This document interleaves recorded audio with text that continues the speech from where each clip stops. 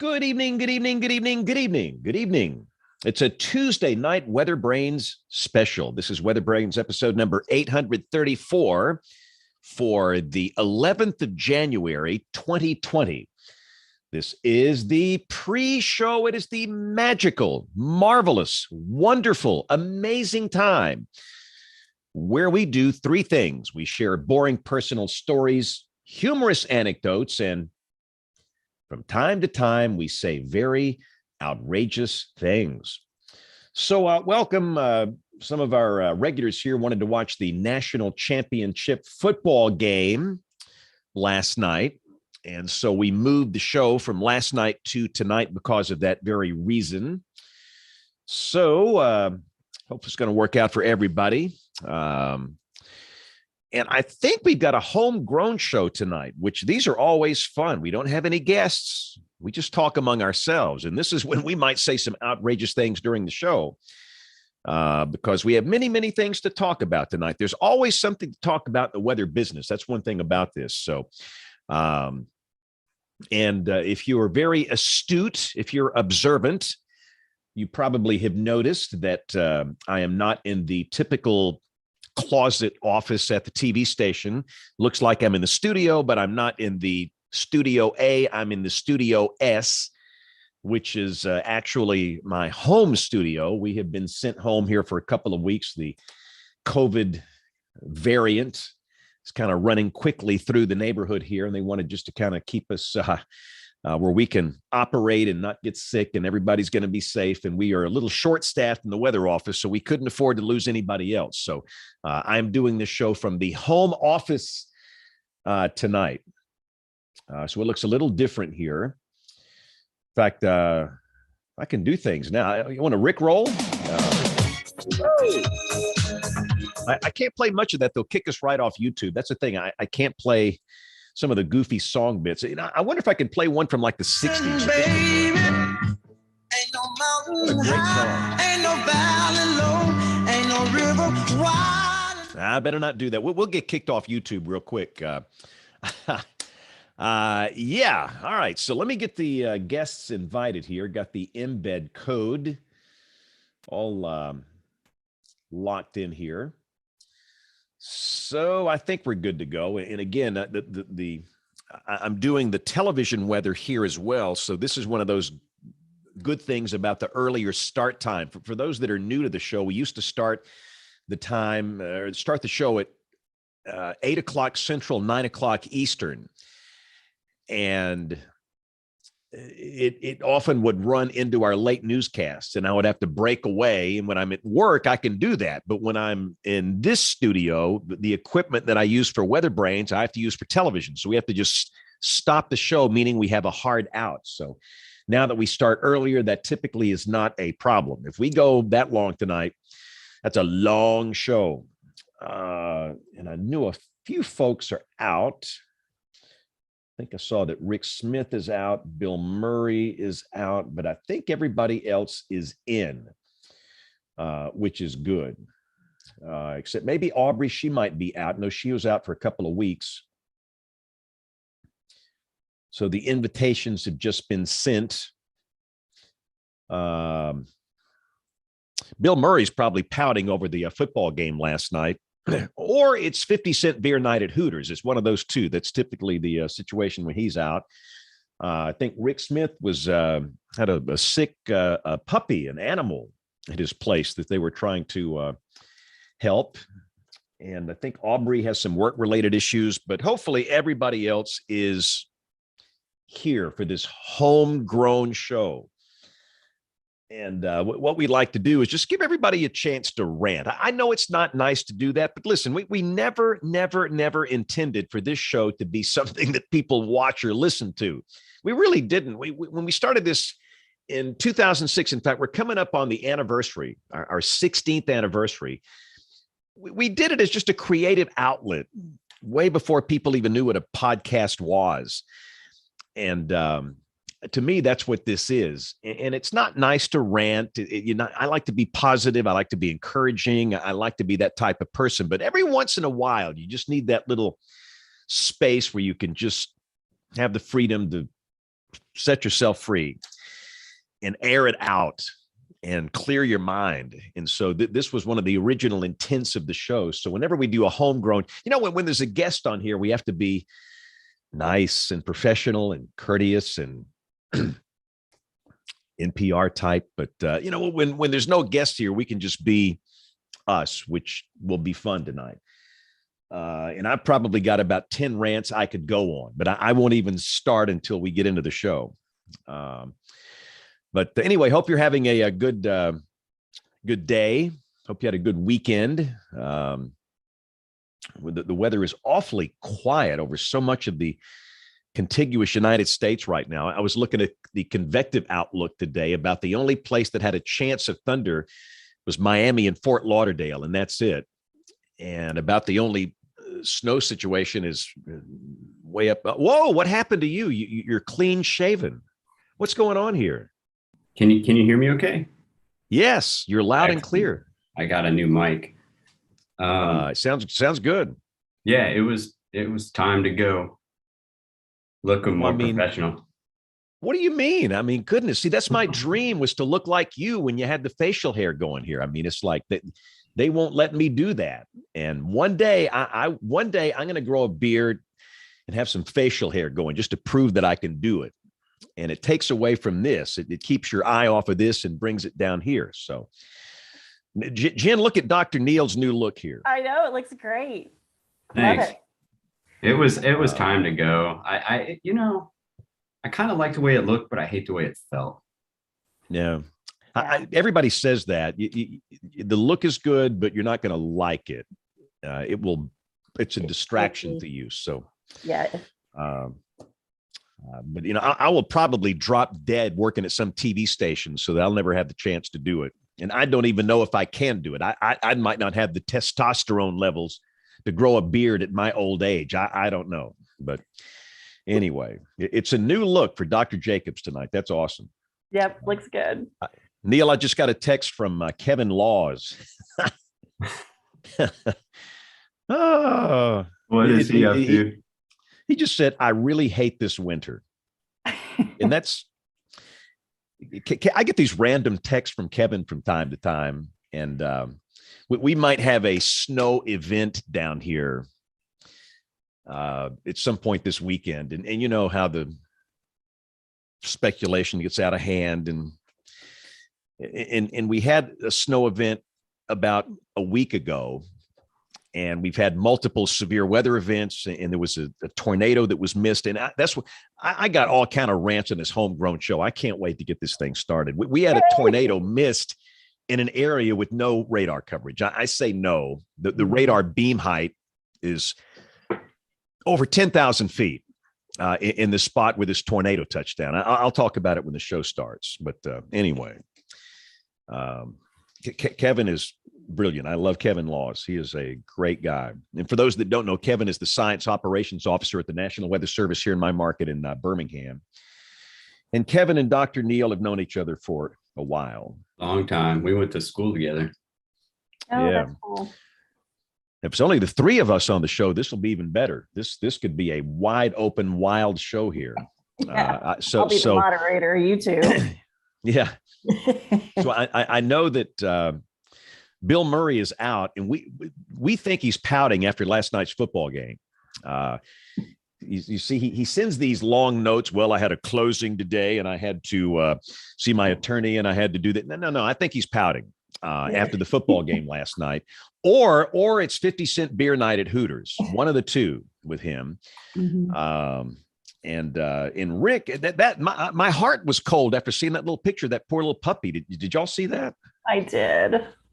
Oh, goodness. Yeah, he looks sicky. So yeah, he's fostering little puppies, I guess. So one's sicky. Okay. So he's busy fostering a sick puppy. Aubrey has work issues, and I think Troy can make it tonight. And I think Kim's been responding to emails. Is she going to be on the show? Do we know? No, I don't think so. I texted her earlier, and she told me that she got run over by the struggle bus. And then I had to go look up that term. I don't know what that means. I don't either. You need to enlighten us. Apparently it's pretty brutal. You definitely don't want to get hit by it, but even riding on it's not good. Got it. All right. See, now what we're having to all do here is go search struggle bus. That's exactly what I did about 20 minutes ago. How is the game? Is this an urban dictionary thing we need to see here? No, it's a legitimate slang term. Struggle Okay. bus. Struggle bus. I'm seeing some stuff on here that I don't need to be looking at. So I'm just going to put this down and move on. How is the gain okay on my mic or? Sounds great. Yeah. Level sounds perfect. I just Audio set it sounds up great. about 15 minutes ago and didn't have a way to do any audio check on my own. Sounds really good. What kind of mic is it? It's a Blue Yeti, and I went online, yeah. and apparently people either love them or hate them, and there's no in between. No, it's a good mic. The people that hate, that leave those bad reviews, they hate everything. I've learned that. It's just, no, the blue mics are good. I have used them in many situations, and they work great. They sound good. They work good. They're consistent. All right, well, let's get this thing started. I want to welcome our television viewers. And again, for those watching on the television side, I know it's Tuesday, but we have no weather going on. We're not cutting off the radar with this active tonight. It's very inactive. So we're doing our typical Monday night show on Tuesday night. So welcome to the television viewers. Here comes Troy. Let's bring him in real quick, and we're going to get the audio segment going here. But anyway, we did not record last night because some of the panelists wanted to watch the National Football Championship, and we'll do some football. See, we go down the rat hole here. I mean, I need to break out that rat hole song we used to play. Goodness, I got so many great songs we used to play here. Oh man, let's see if I got the rat hole. No. I need to take some time and rebuild my soundboard. Jen, you've to me, this is how old I am. When I was a kid, we used to use cart machines in these radio stations. I know carts. Yeah. You would put these carts in these machines, and to me, having a soundboard, it's like the ultimate cart machine. The tape doesn't get hung up, and you can press any button you want to. You don't have to stick carts in and out of these slots. It's just like unbelievable. So yeah. All right, let's get the recorders going here.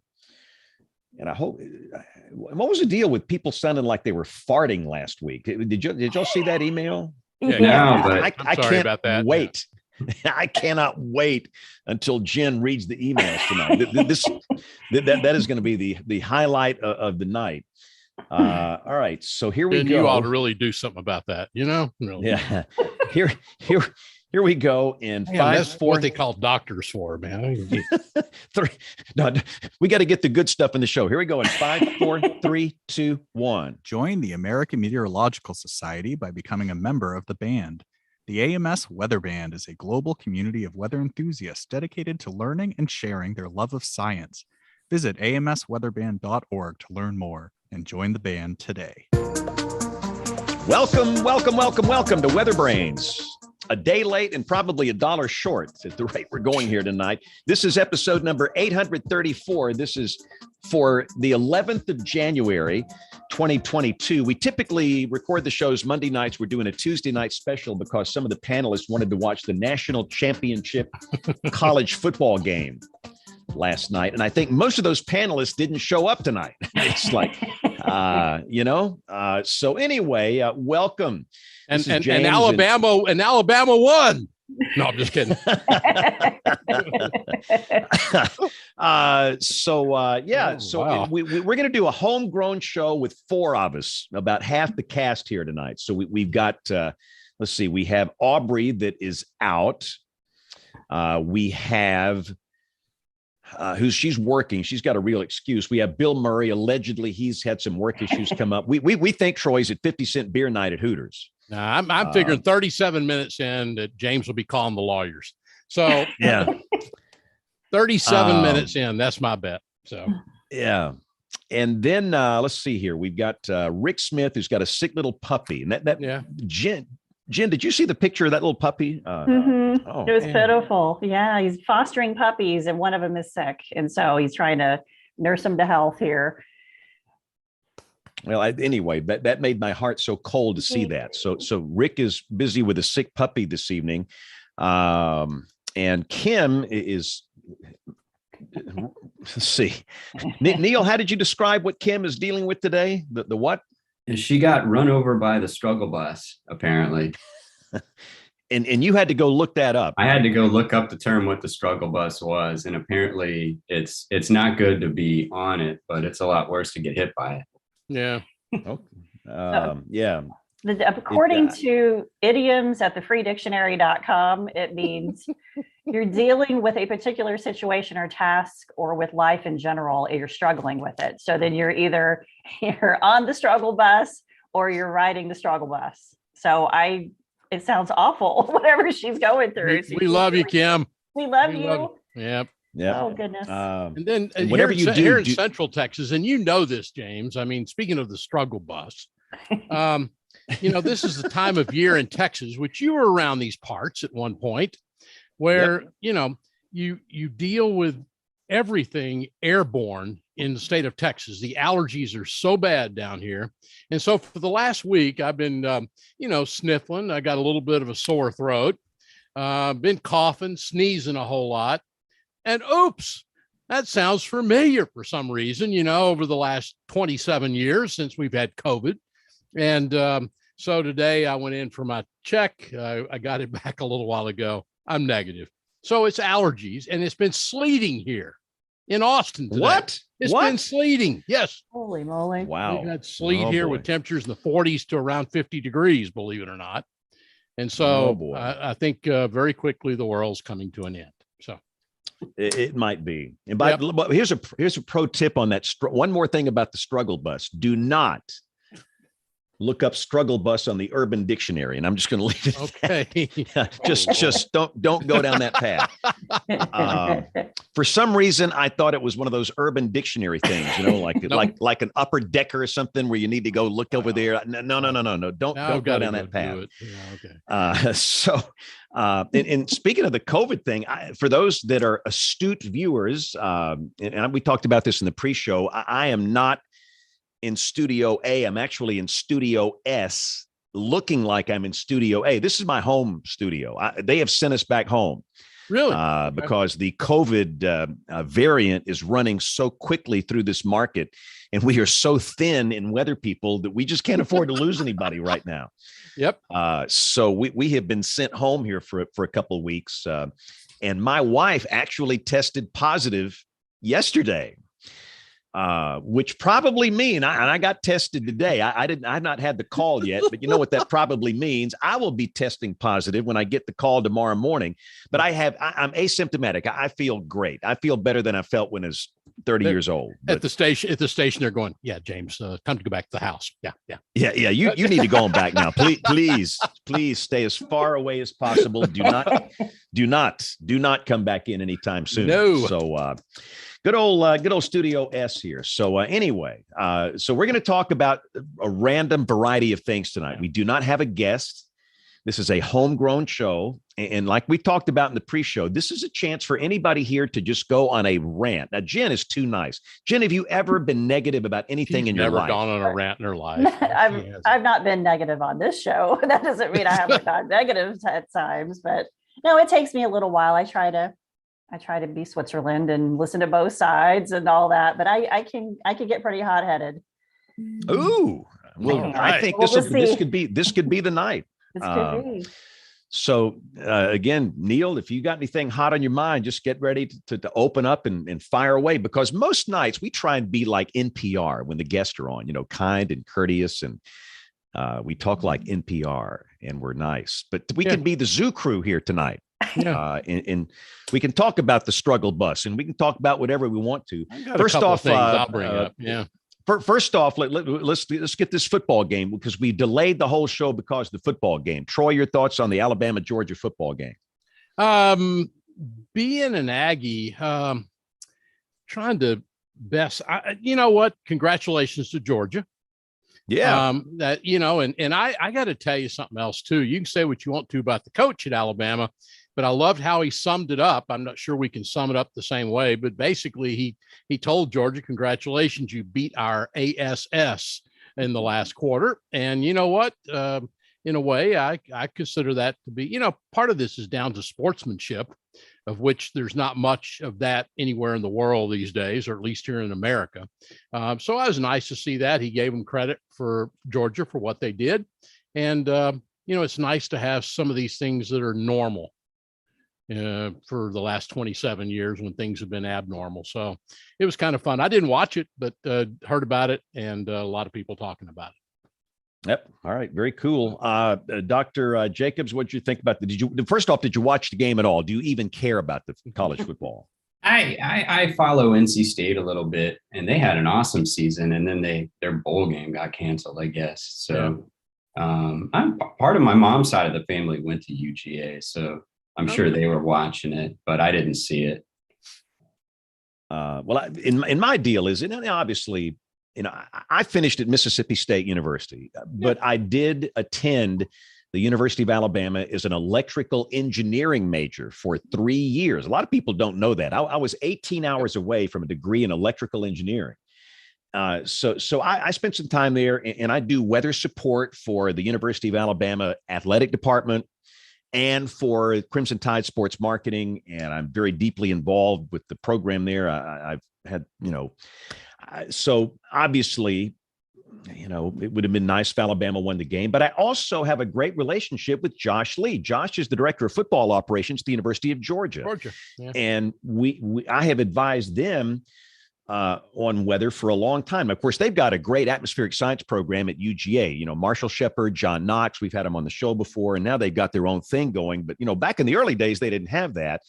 And so I've been kind of helping Georgia with weather over the years. I've got a great autographed football from Mark Richt, their coach, that they sent me. But I love the people. And Coach Smart used to be here in Tuscaloosa, and he was with Coach Saban, and Baton Rouge, Coach Saban in Miami with the Dolphins. And so I thought I agree, Troy. To me, the best part was the sportsmanship.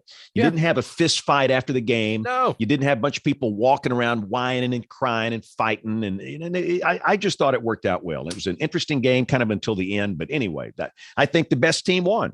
So, Jen, do you even remotely care about college football? Oh, absolutely. I'm a Penn State grad, so I'm, all about the Big Ten and rooting on my Nittany Lions. But I did watch the game for the most part. This first half was slow, and then the second half, really, you could see the momentum shift to Georgia.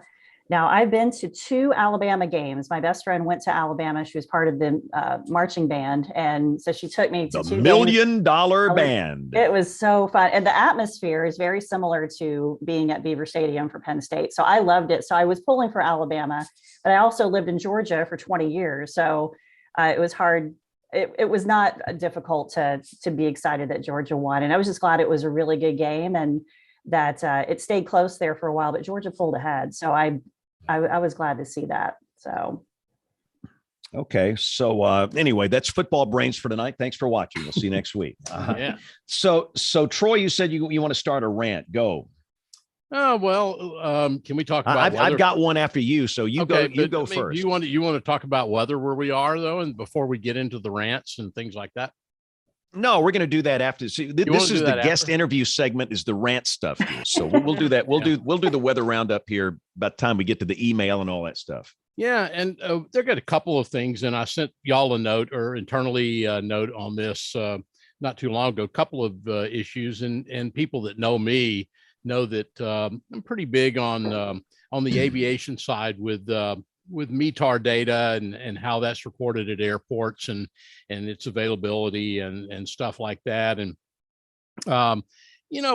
since I guess, gosh, Neil, I'm thinking this, I have to jar my brain, but I think at mid 90s, when we went from the SAO surface aviation observation codes into the METAR format internationally, where we were required to do that. And of course, that was when ASOSs were commissioned.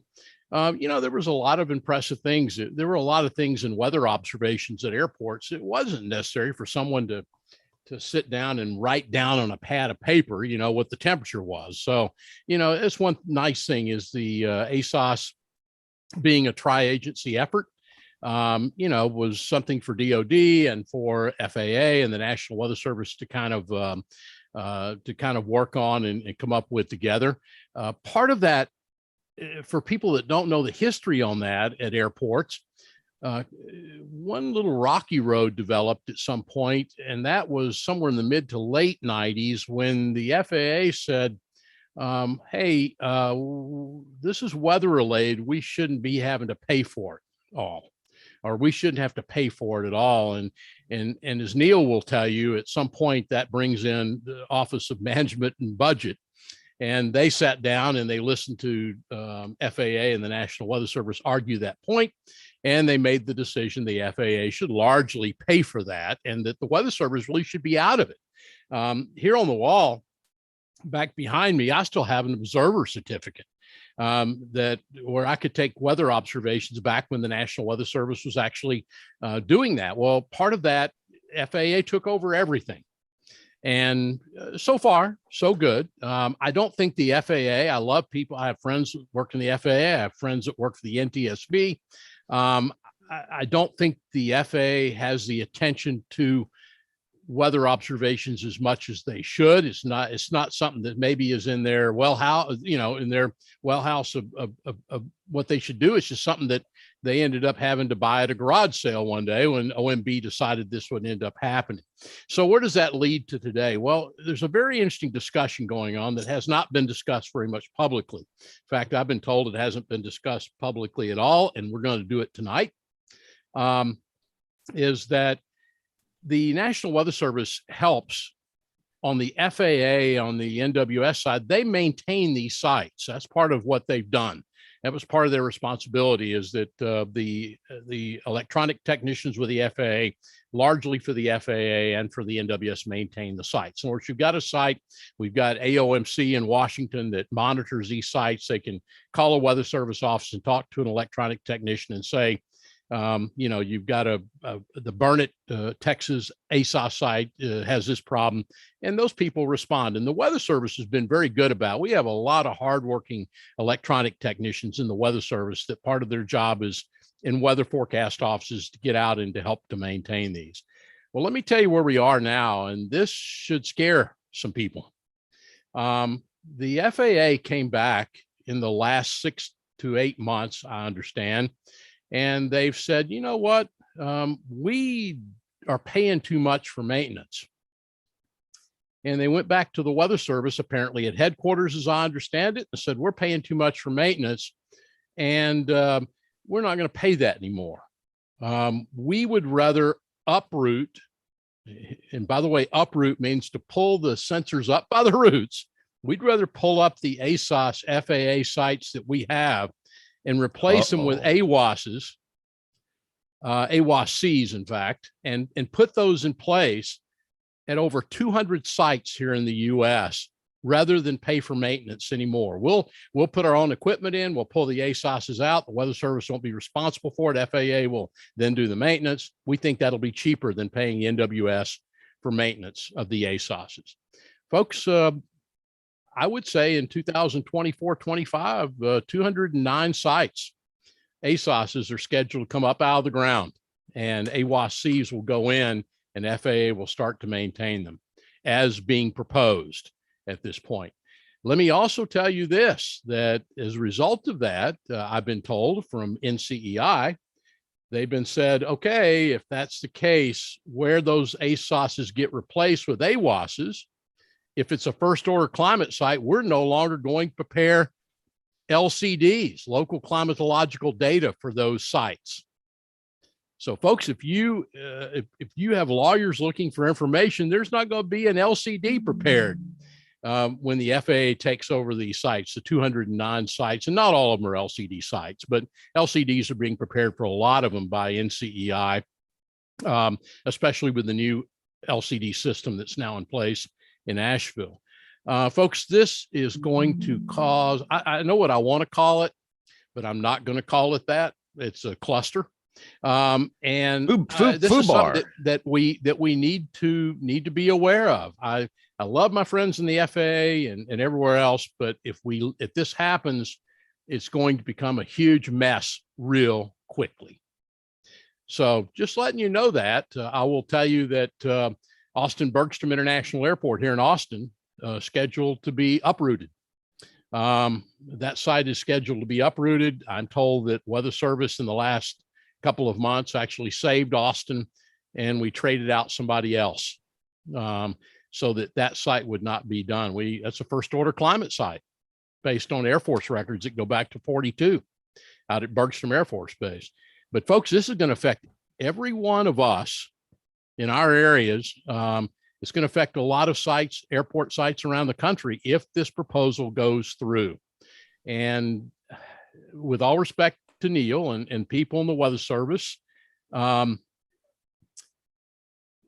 think the Weather Service in Washington, apparently, as I'm told, could be wrong. I'll come back next week and apologize. I'm told the Weather Service simply folded on this, said it told the FAA, if you want to do this, that's fine.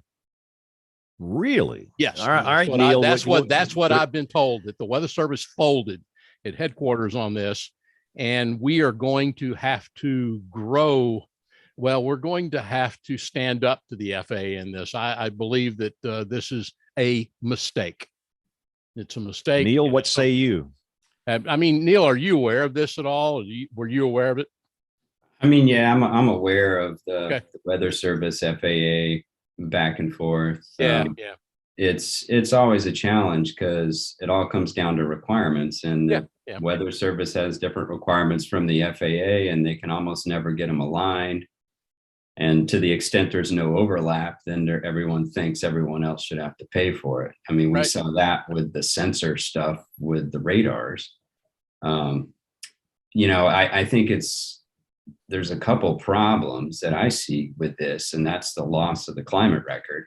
Yep. I mean, that's a huge one because it's pretty easy to get accurate data once you get higher in the atmosphere, but it's really, really hard to get accurate data closer to the surface because there's so much variability. And when you get these sites, that there's a lot of work that goes into the proper siting of these.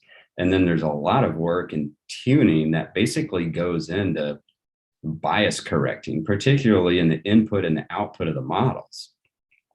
Because there's a lot of things that are their truth, but they're called representativeness errors. So it's the actual truth in the vicinity of the sensor, but it might not be representative of that 1 kilometer grid point in the model or something like that. There are decades-long databases built up with this stuff. And if you just stop this and start over and use somewhere else, you go back to the start line with that.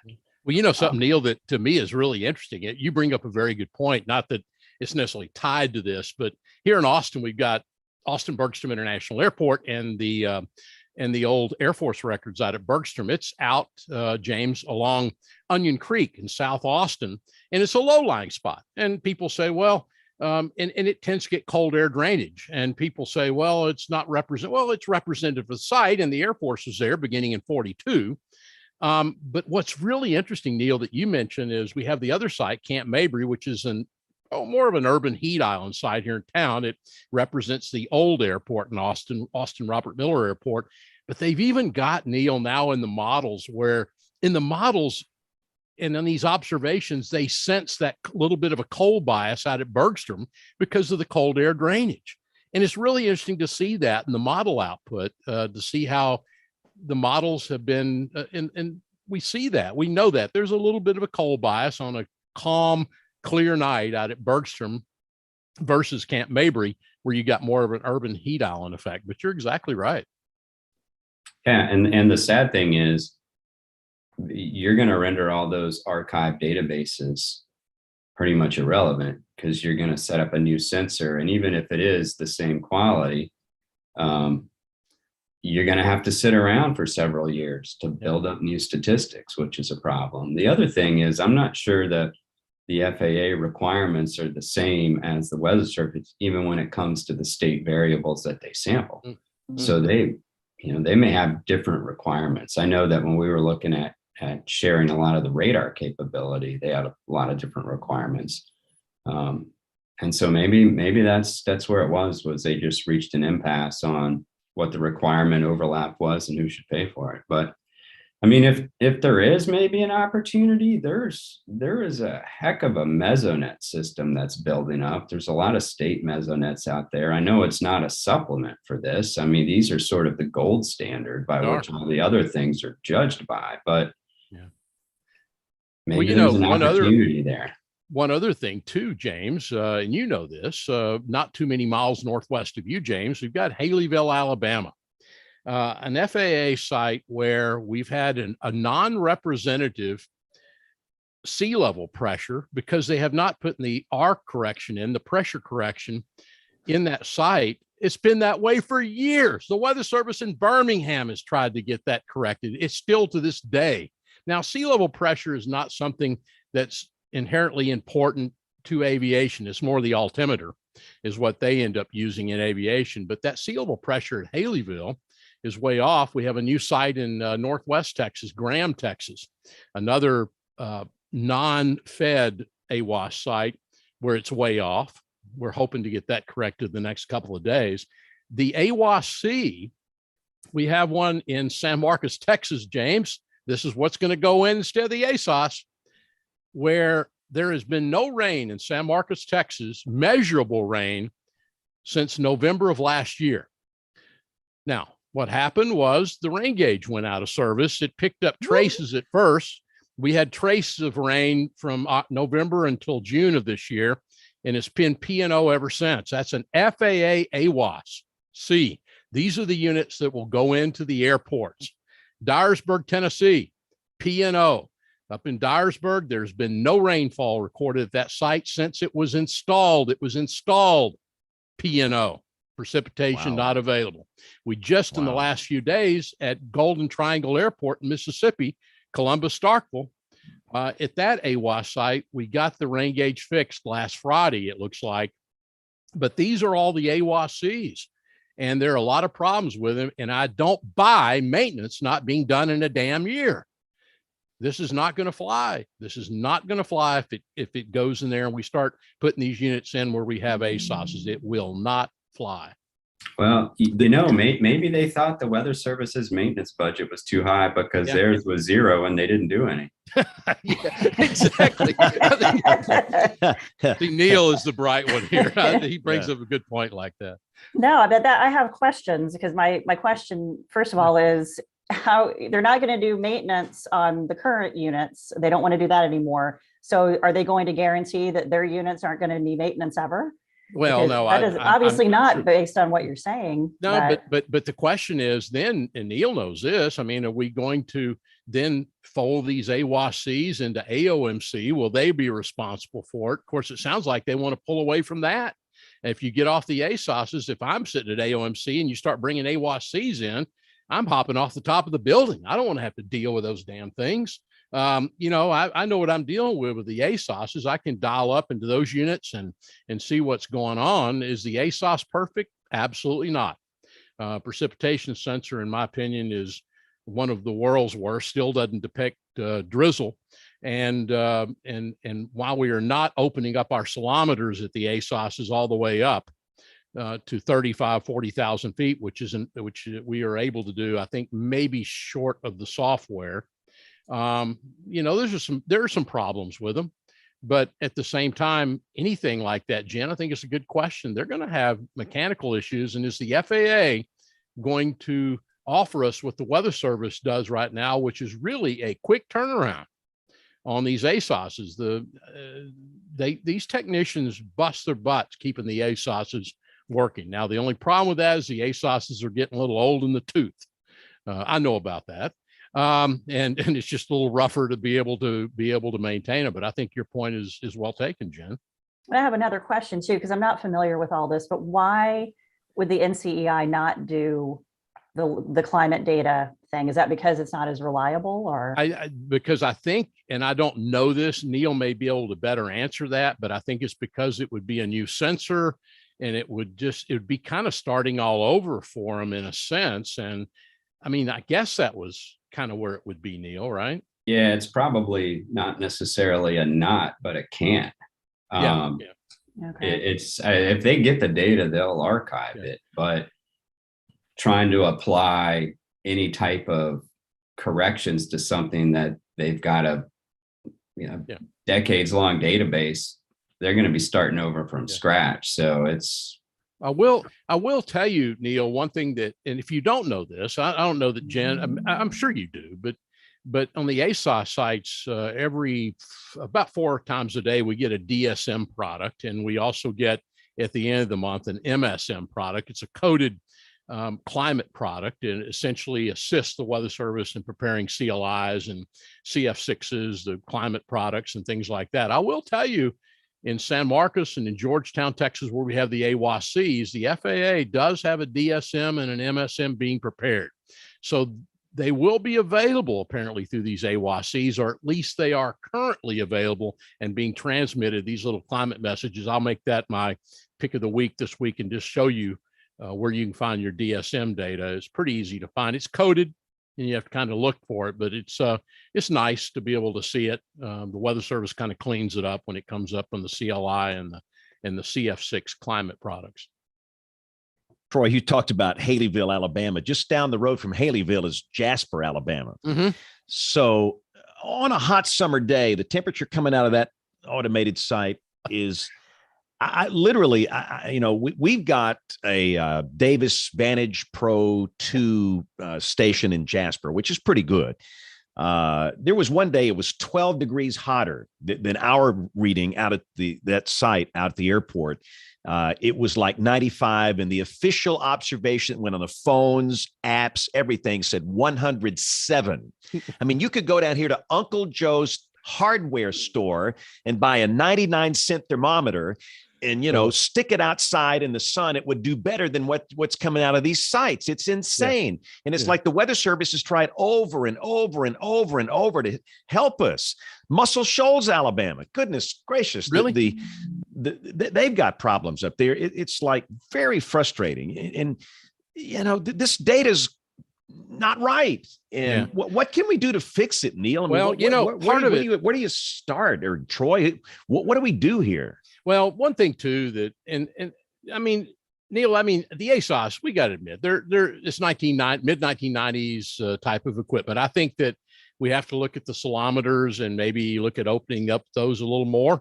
I think that we need to look at the precipitation sensor to be able to show us some things like drizzle. By the way, ASOS is around the country. There's not a one of them that picks up drizzle, even though AWASs can, depending on the AWAS.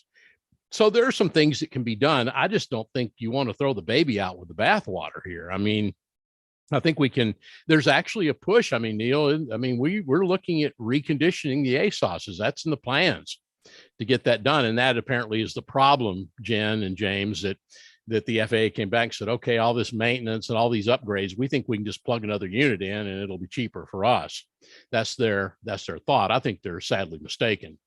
Myself, but that's sort of the feel. One thing too about the AWASs is we largely have 3 vendors for AWASs in this country, and one of the gold standards used to be, and probably still is, except they don't market them here in the U.S., was Vaisala. Vaisala had one of the best AWASs in the world, and they quit marketing them here in the U.S. They sold their marketing business to a firm called DBT Transportation, actually here in Texas, up in North. You know what? Maybe it's in Colorado, but I think they have a tie to Texas as well. They sold their AWAS operations here in the U.S. to DBT Transportation. We also have All Weather Inc., company out of California. And now we have a new player that's kind of come about, and these are FAA certified AWASs called Mesotech. And I'm impressed by what I'm seeing in Mesotech. We've got a bunch of different AWASs. Some of them, by the way, the All Weather Incs don't include any synoptic data. If you're used to seeing in the weather observation what the high and low was for the day and things like that, they don't include any synoptic data with the All Weather Inc. AWASs. But DBT and Mesotech does. So I think and again, it's like Neil said, I think there are different standards for non-fed AWASs and then fed AWASs, and then you've got the federal ASOS program, which was tri-agency effort. But my understanding, Neil, is DOD's kind of bowed out of that as well. Now in fact, the DOD sites, Department of Defense ASOS sites and AWAS sites that are out there now have already opened up their kilometers to above 12,000 feet. So there are just a bunch of different standards, I think, that are out there. I think we've got to take a look at it. I think pilots in this country, and I know we have quite a few of them that listen to us or who watch us. I think this is something pilots need to be aware of as well. And the last thing I'll say is at our ASOS sites, at our service level A sites, especially service level B2, these are the largest airports, there's a federal requirement for contract weather offices in the FAA, and the FAA pays for that too. They pay a pretty good chunk of change for that. James, in Birmingham, they've got a CWO there, and they observe above 12,000 feet cloud layers and put all sorts of stuff in, while smaller airports like Tupelo, Mississippi, and places like that do not. They have contract towers, and they don't do much in weather. They don't do much to augment the ASOS. There are a lot of different issues that are going to have to be dealt with this, that it's only going to complicate issues if we uproot 209 of these ASOSs and start planting AWASs out there at some of these sites. All right. So that's rant number one. Let's go to rant number two. That was a good rant, by the way. That's an important rant that needed to be aired out here. Well, I want to ask Neil about this a little bit, because and who knows, I've been known to get off the track before, but that's why we love you. I know that, but folks, and I again hit close to home with James on this, and I'll tell you my concern with this is the National Weather Service and their co-op program. I'm a co-op observer here. If you sit here and look over there, you see the MMTS up there that I keep for the Weather Service, and got rain gauges out in the back. I don't think I'll ever get this camera set up right again. And so I'm a co-op observer here. And you speak about goal standards that Neil was talking about in a way. We have a history in this country back to the Signal Corps, the Signal Service, back in the 1800s of records that have been kept. And one of my big things, and I was actually on the phone with a friend of mine at the Daily Corinthian newspaper up in Corinth, Mississippi today. The climate site for Corinth, Mississippi, a co-op site which has been established since April of 1883, died basically of COVID in May of 2020. What do I mean by that? This is not a good time for Weather Service to have to be moving stations, co-op stations. This is a volunteer effort. The co-op is generally a volunteer effort from people who volunteer to keep weather records. The Weather Service is not paying a salary for anyone. It's more or less the old school form of weather observation every morning at 7 or 8 o'clock in the morning for people. In the morning, I sit here and put this thing out and send out an RR3 that I transmit, which has all the coded climate data from my place here. And we've been doing that for so long, and we're seeing a lot of these co-op sites now go dark. And it's unfortunate, because I really say I think they're dying because of COVID, because it's just people drop off, volunteers drop off, and the Weather Service, with COVID going on, it's not like we can say, okay, let's go out there and get that site changed out and do what we've got to do. You've got to practice caution in this sort of thing. And I am very worried about the National Weather Service cooperative program. And I think it's about time. I will work on this, that we get someone from headquarters on the co-op program to come on this program and talk about the future of it, and talk about this older equipment that we have here now that needs to be upgraded, and stuff like that. Neil, anything from you on this, if you know anything about the co-op program? I think it's an awesome program. Yeah. There's a lot of local knowledge that gets built into that you just can't get anywhere else. I think a great example is my uncle. My uncle really was a cooperative observer in Tok, Alaska, and got an award from the Weather Service for 50 years of continuous observation. I think he might have been the first person in Alaska to hit 50 years, but my aunt sent me this picture because that she got the certificate because he got it after he passed away. Yeah. He took OBS right up until the day he died. And Yeah. she emails me. She's like, "Do you know Louis Uccellini? He signed this certificate." It's a fantastic program. Yeah. I'd hate to see it go away. And it's Yeah. interesting when I would go around to forecast offices, and I would always ask, like, are you doing like the training and what is your attendance rate? Yeah. And a lot of them had really, really high attendance. There's a lot of interest in the community. And a lot of that, I think, is maybe with social media, getting people more interested in storms. But still, I think the people who've been doing it for many, many years are few and far between. And I'd hate to see that valuable knowledge just disappear. Yeah. Hey, James, can you let me share screen? Sure, I can do that. I just want to show you Try this. it now. Okay. I want Jen to be able to see this because I really think this is a Jen sort of thing. I'm assuming that y'all can see the monthly weather records. This is the first Corinth, Mississippi weather record in April of 1883. I got this today and shared it with our friends at the Daily Corinthian up in Mississippi. Just telling them my sadness and seeing that co-op site go by the wayside in May of 2005. There was about a 20-year break in the record, but it was pretty much continuous since this time period. And see, I like neat things like, I know Jen does too. I love this. Oh, this is great. It's just great history stuff. And this is Signal Service. It's just, it's just cool. And it's nice to see. And I guess, Neil, I'm just concerned about the program because these things, and by the way, you can go on to NCEI site and look underneath. If you look, I believe it's underneath the, you know what, let's have a little fun here while we can. Give me a second here to see if I can do something. If I don't get us kicked off the air, I'm going to share again for a second, James. I want to show you something here that is cool in a way, and we're on my blue page. So give me a second. I'm going to go to quick links here. And it's sort of my work page, and hopefully NCEI site is up tonight. If you go to their weather and climate quick links and look underneath the Global Historical Climatology Network, and look underneath individual station originals.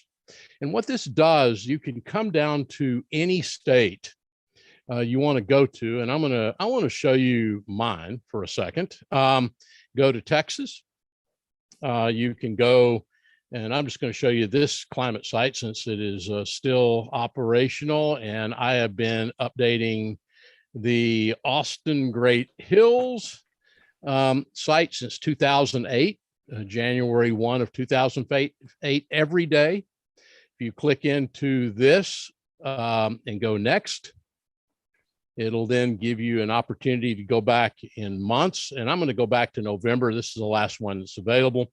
And you're going to see my records. I don't think this will surprise anyone. I put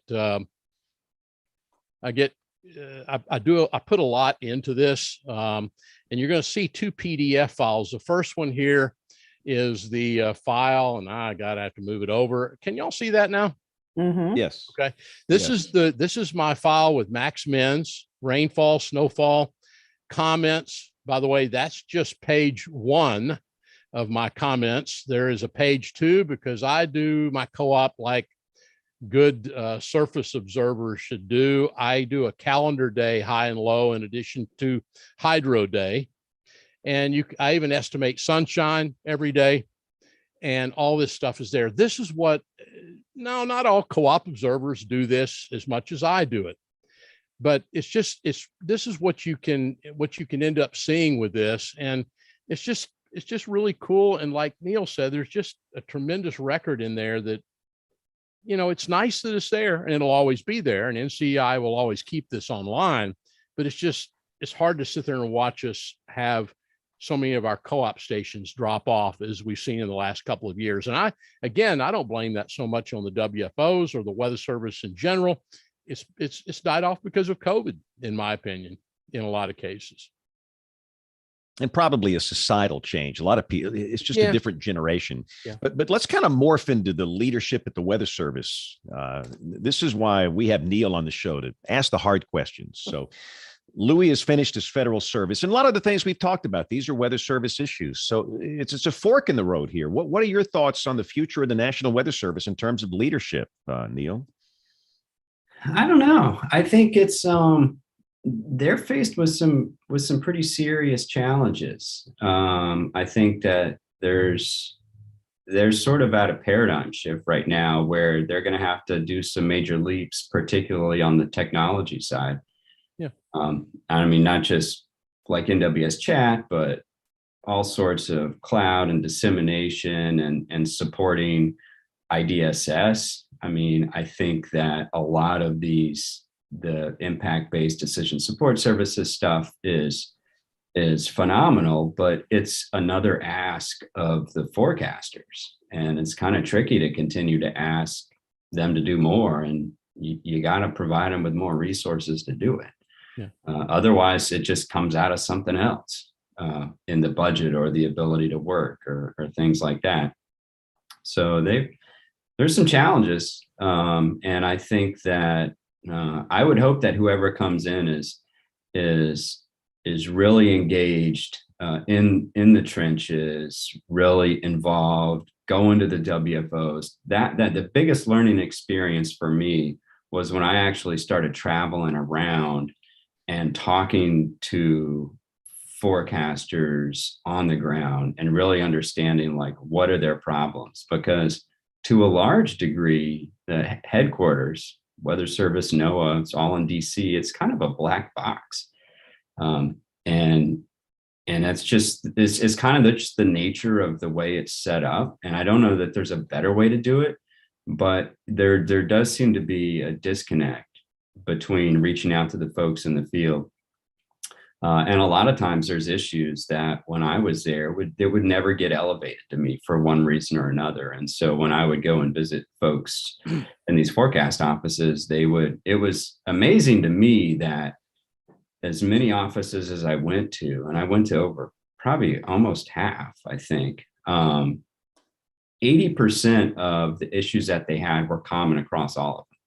So from a system solution perspective of trying to solve these, it's relatively easy. It'd be a total nightmare if every single office had different problems, but a lot of them, there's a lot of overlap.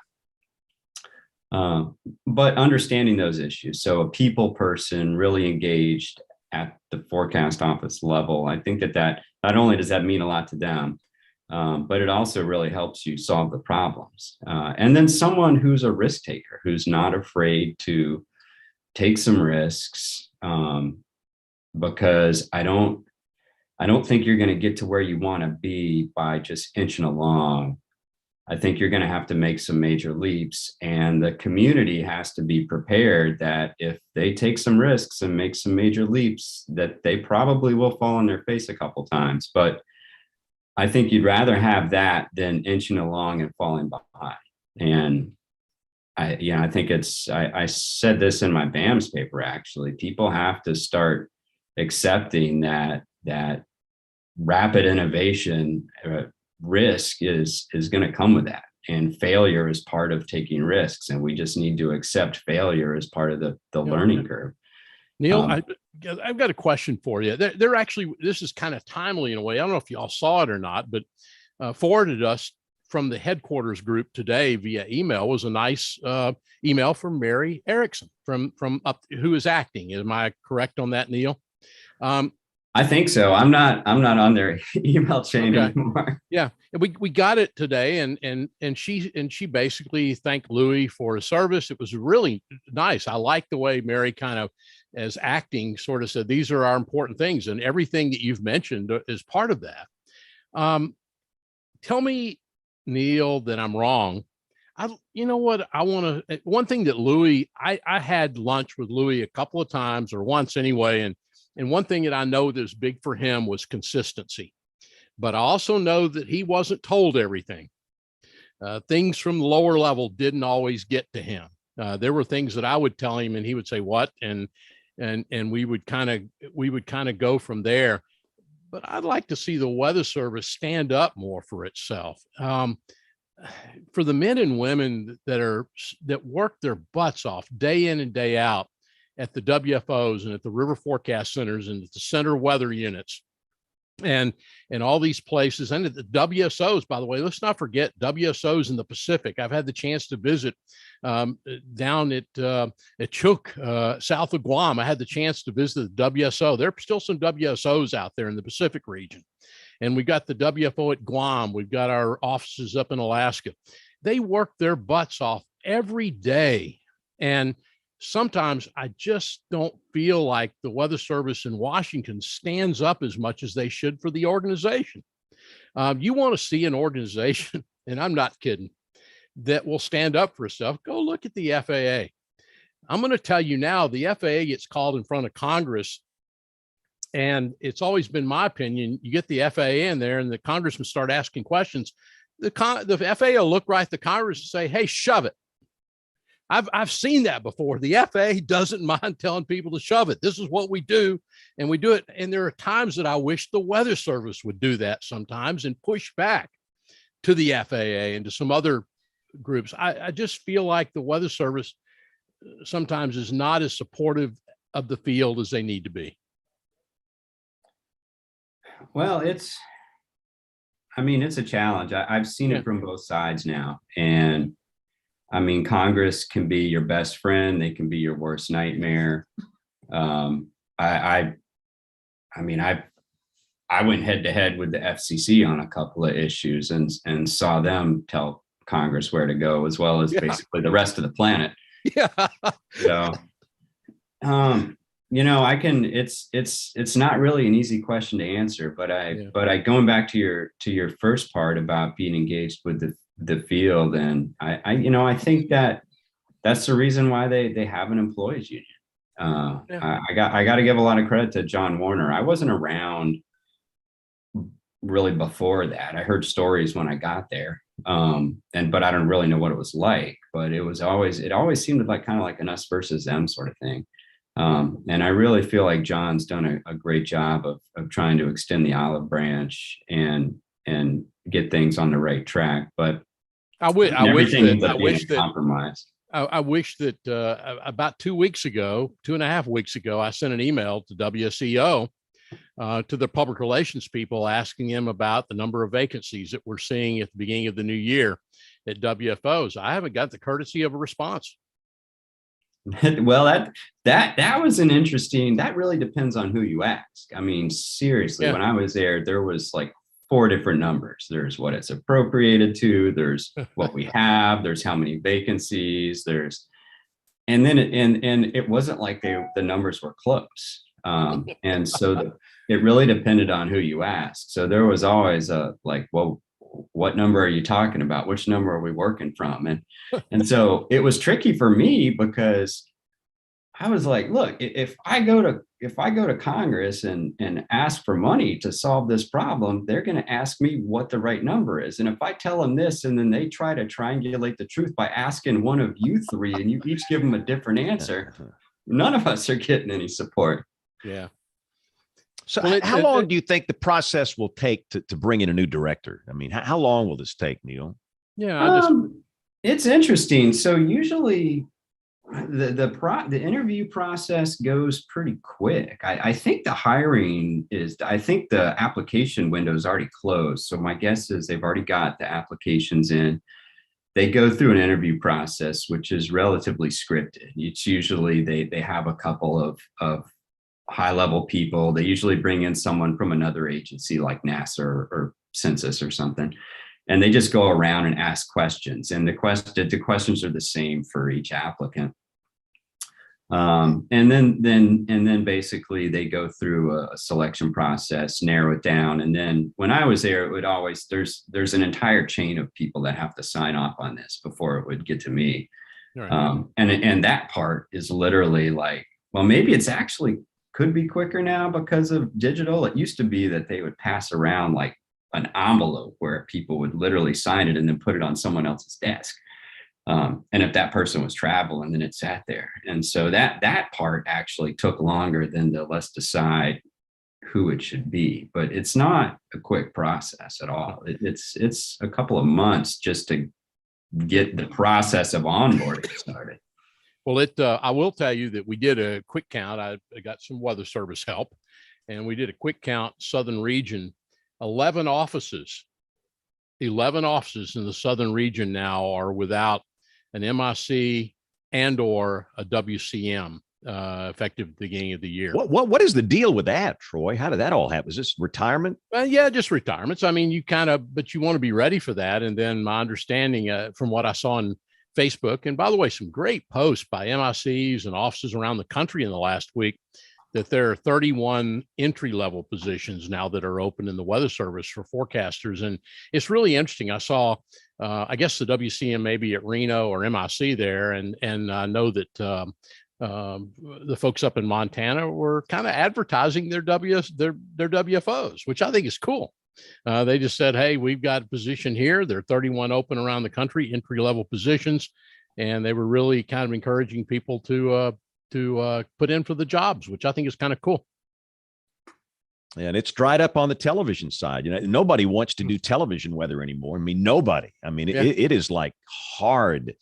It used to be you'd have a job opening in this market. I'd have 100 applicants. I mean, to take your pick, where now it's like, it just seems like so many people, they want to be, Instagram selfie influencers or something. And there's no interest in television. If they want to do weather, I don't know. I hope interest in weather has not faded among young people. I hope that's not the case. I hope not. I hope not as well.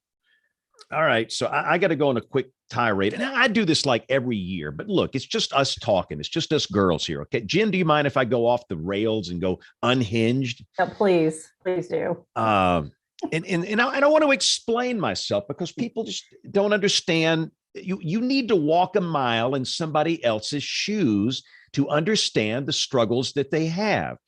And so let me go to a little quick social media post here from the Capital Weather Gang. All right. So this was posted, let's see, Sunday. And I know a lot of people listen to this and they can't see it, so I'll just read it. It's a very simple little Facebook post. It says, disregard any Facebook post with forecast of snow for more than 5 to 7 days into the future. They're not reliable. That is all. And that's it. And I know what Jason and those guys are dealing with because I deal with it. People at the Weather Service deal with it. All operational people deal with it.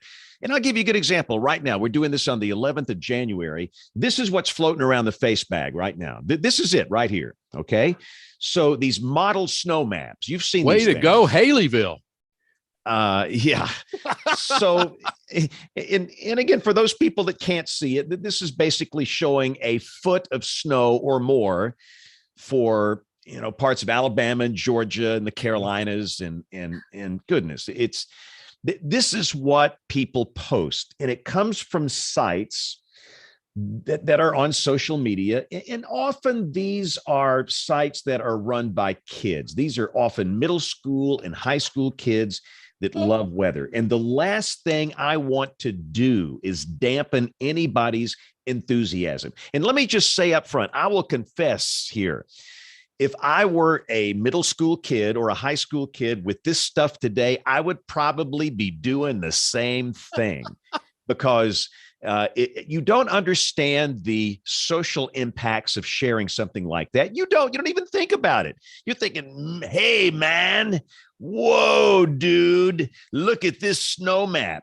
And of course, the kids that are posting this have no knowledge of meteorology, NWP. No, NWP, they don't even know what that means. Right. They don't understand, goodness, Neil should do an NWP 101 for middle school and high school kids, start them on the journey of learning about this stuff, but whatever. So they throw this stuff out there. This is Uncle Joe's weather page. This is the weather page of the South. This is the snowman page or what, and it will get hundreds and thousands of shares, and it spreads like wildfire. And it becomes addictive for the people that run these pages, these kids, because it is a dopamine hit. There's a physical addiction that comes with that. And they're going to do it over and over. They learn the trick. Nobody's going to, share a forecast where, you might get an inch or two, probably nothing, no big deal. No. Let's make this a foot. Well, let's talk about it, James. For like what you showed just now, that is one solution from one model. I mean, it's not a final product from the WPC or anything like that. And you'd see people going for the sensational side of it. And they just post it. And I can see exactly what you're saying. I flash back to when I was at A&M too many years ago. And one of the people that was probably most dear to me was a lecturer we had, Charlie Brenton at Texas A&M. And I always remember him walking in the classroom, James, one day. You'll appreciate this. Jen, Neil, y'all just take a little snooze for a second. Walked in with an LFM map off the wet. Oh, printer. yeah. And yes. Charlie And walked bet you it in smelled with good too. that LFM 24-hour, 36-hour forecast. And I don't know that I can quote him exactly, but he looked at the class, who was made up primarily of military at that point. A lot of military people were taking these classes back in the day. But he said, what's the most important thing you want to remember about these models?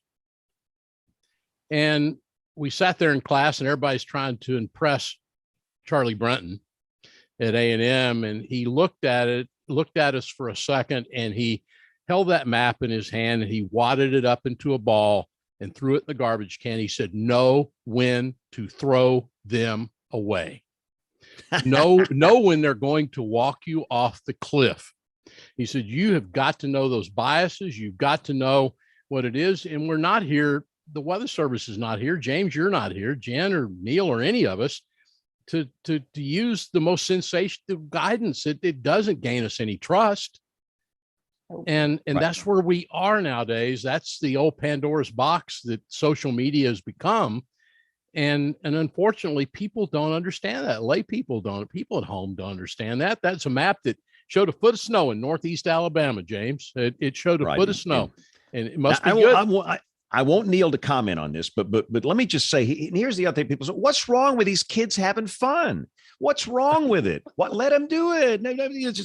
Listen, I'm a First Amendment guy. If you want to cuss the horns off a bull, fine. If you want to, whatever you want to do, that's fine. But show title. Here's the harm. Here's the harm. And it's like, well, what if the kid wants to drive 100 miles an hour on the interstate? Let them have their fun. Well, that's endangering the lives of the other people on the interstate when you do that. And when you start posting, 2 feet of snow, 2.5 weeks in advance, 384 hours out, and people believe it, what do they start to do?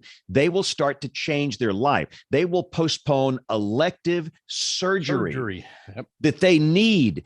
A serious surgery they need for their life because they saw some dimwit on Facebag posting a 3-foot blizzard snow event 3 weeks in advance. They don't know where it came from. They just saw it and they think it's true. People will postpone vacations with their kids and their family, a once in a chance lifetime to get away, and they'll postpone it because they saw on the Facebag a blizzard's coming. And this happens in summer with hurricanes. Same thing, Troy. You've dealt with this stuff. Neil's never had to deal with this. I mean, sorry, man, Neil. Gosh. And so it's like, again, I'm for kids having this opportunity. I am, but they have to learn some responsibility along the way. Mm-hmm. And not all amateur pages are like this, but a lot of them are just out of control. And they have an organized campaign against what they call big weather. Everybody on this show, guess who we are? We are big weather. And we are fake news, and we are here to cover up the truth. And, that we're trying to put them out of business. And what they will do, they will go on the attack. I have been brutally attacked by some of these people. The people that follow these Facebag pages, they do it with a religious kind of zeal. And if you come up against anything they say, if they're forecasting a Category 5 hurricane 3 weeks in advance and you say no, they will come against you, that they will attack you.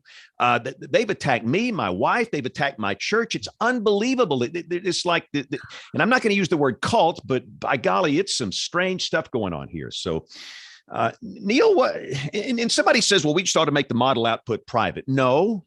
We all pay for that model output. We're taxpayers, and I think it should be available. But Neil, what say you on this whole topic? Oh, that's a lot to unpack. So I went unhinged. I'm sorry. This is the risk of free and open. Back before I actually had a real job, I used to go on some of those chat forums and just heckle people under a pseudonym. But I'll never forget watching the excitement when the beta version of the FV3 was being run, and it wasn't operational. There was still the operational GFS, but there was a snow total bug in the FV3, and I don't know. This was probably a year before it went live, and it would total anything in the liquid column in the vertical if there was a sub-zero number there. Doesn't matter what the lower level temps were. So you were getting like 2 feet of snow in Pensacola. Yeah. Oh yeah. And of course they loved it. They were like, I'm going to post that. Look at this clown map. It's got, I got to set the units to meters here to measure the snow. And when the Weather Service actually put out a release that they had fixed this, people were upset. They're like, they wanted the wrong version that had the most snow.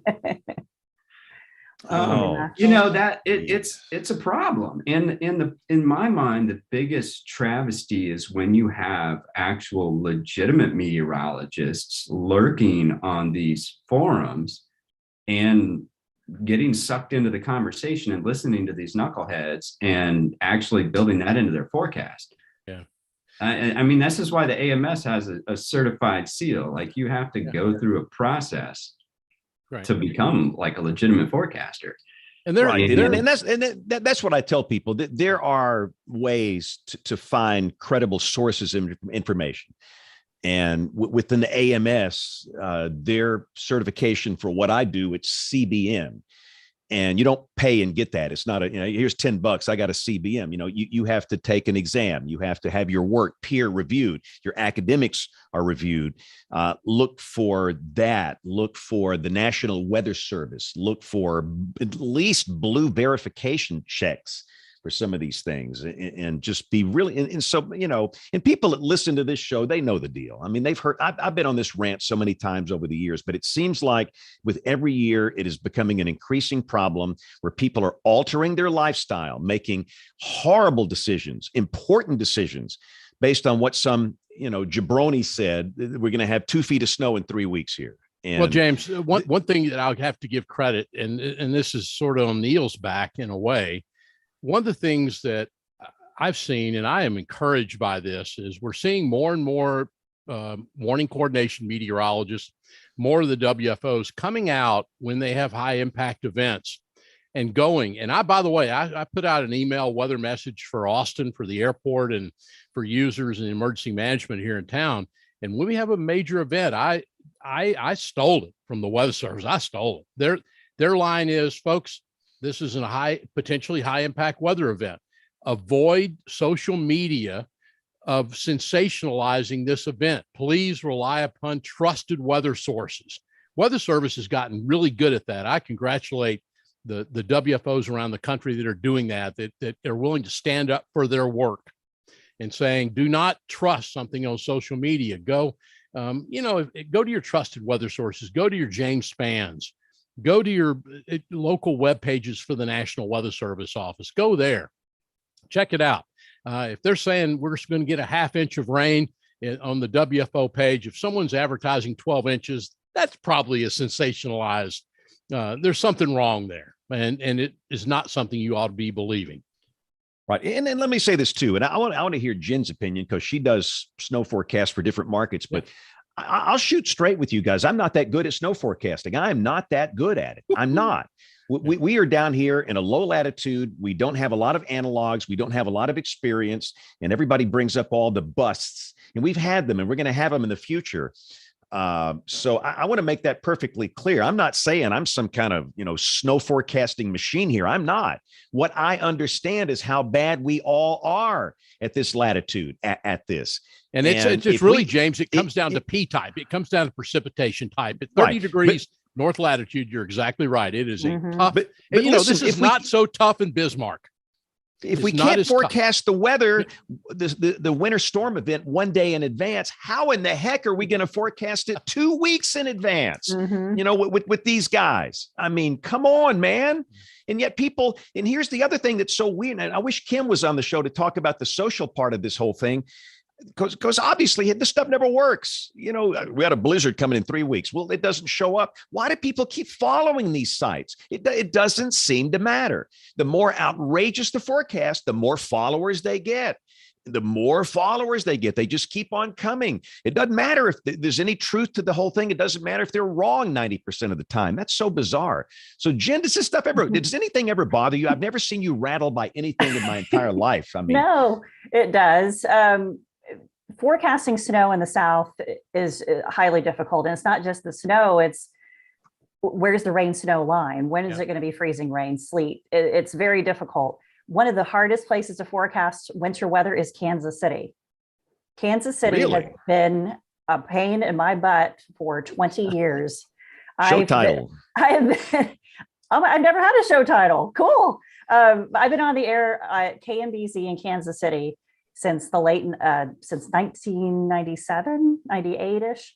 And it is one of the hardest places to forecast for. And I think it's the way the storms come in. It's how the northern extent of the warm air coming in and where, it's been very difficult because half the city you'll get 6 inches and then somebody will get an inch and then you busted. And then Jen, do you have any lake effect snow radio stations? I have a couple. I have South Bend. Okay. So that's very difficult. Yeah. And the nor'easter storms, I have a station in Vermont and I have one near Albany.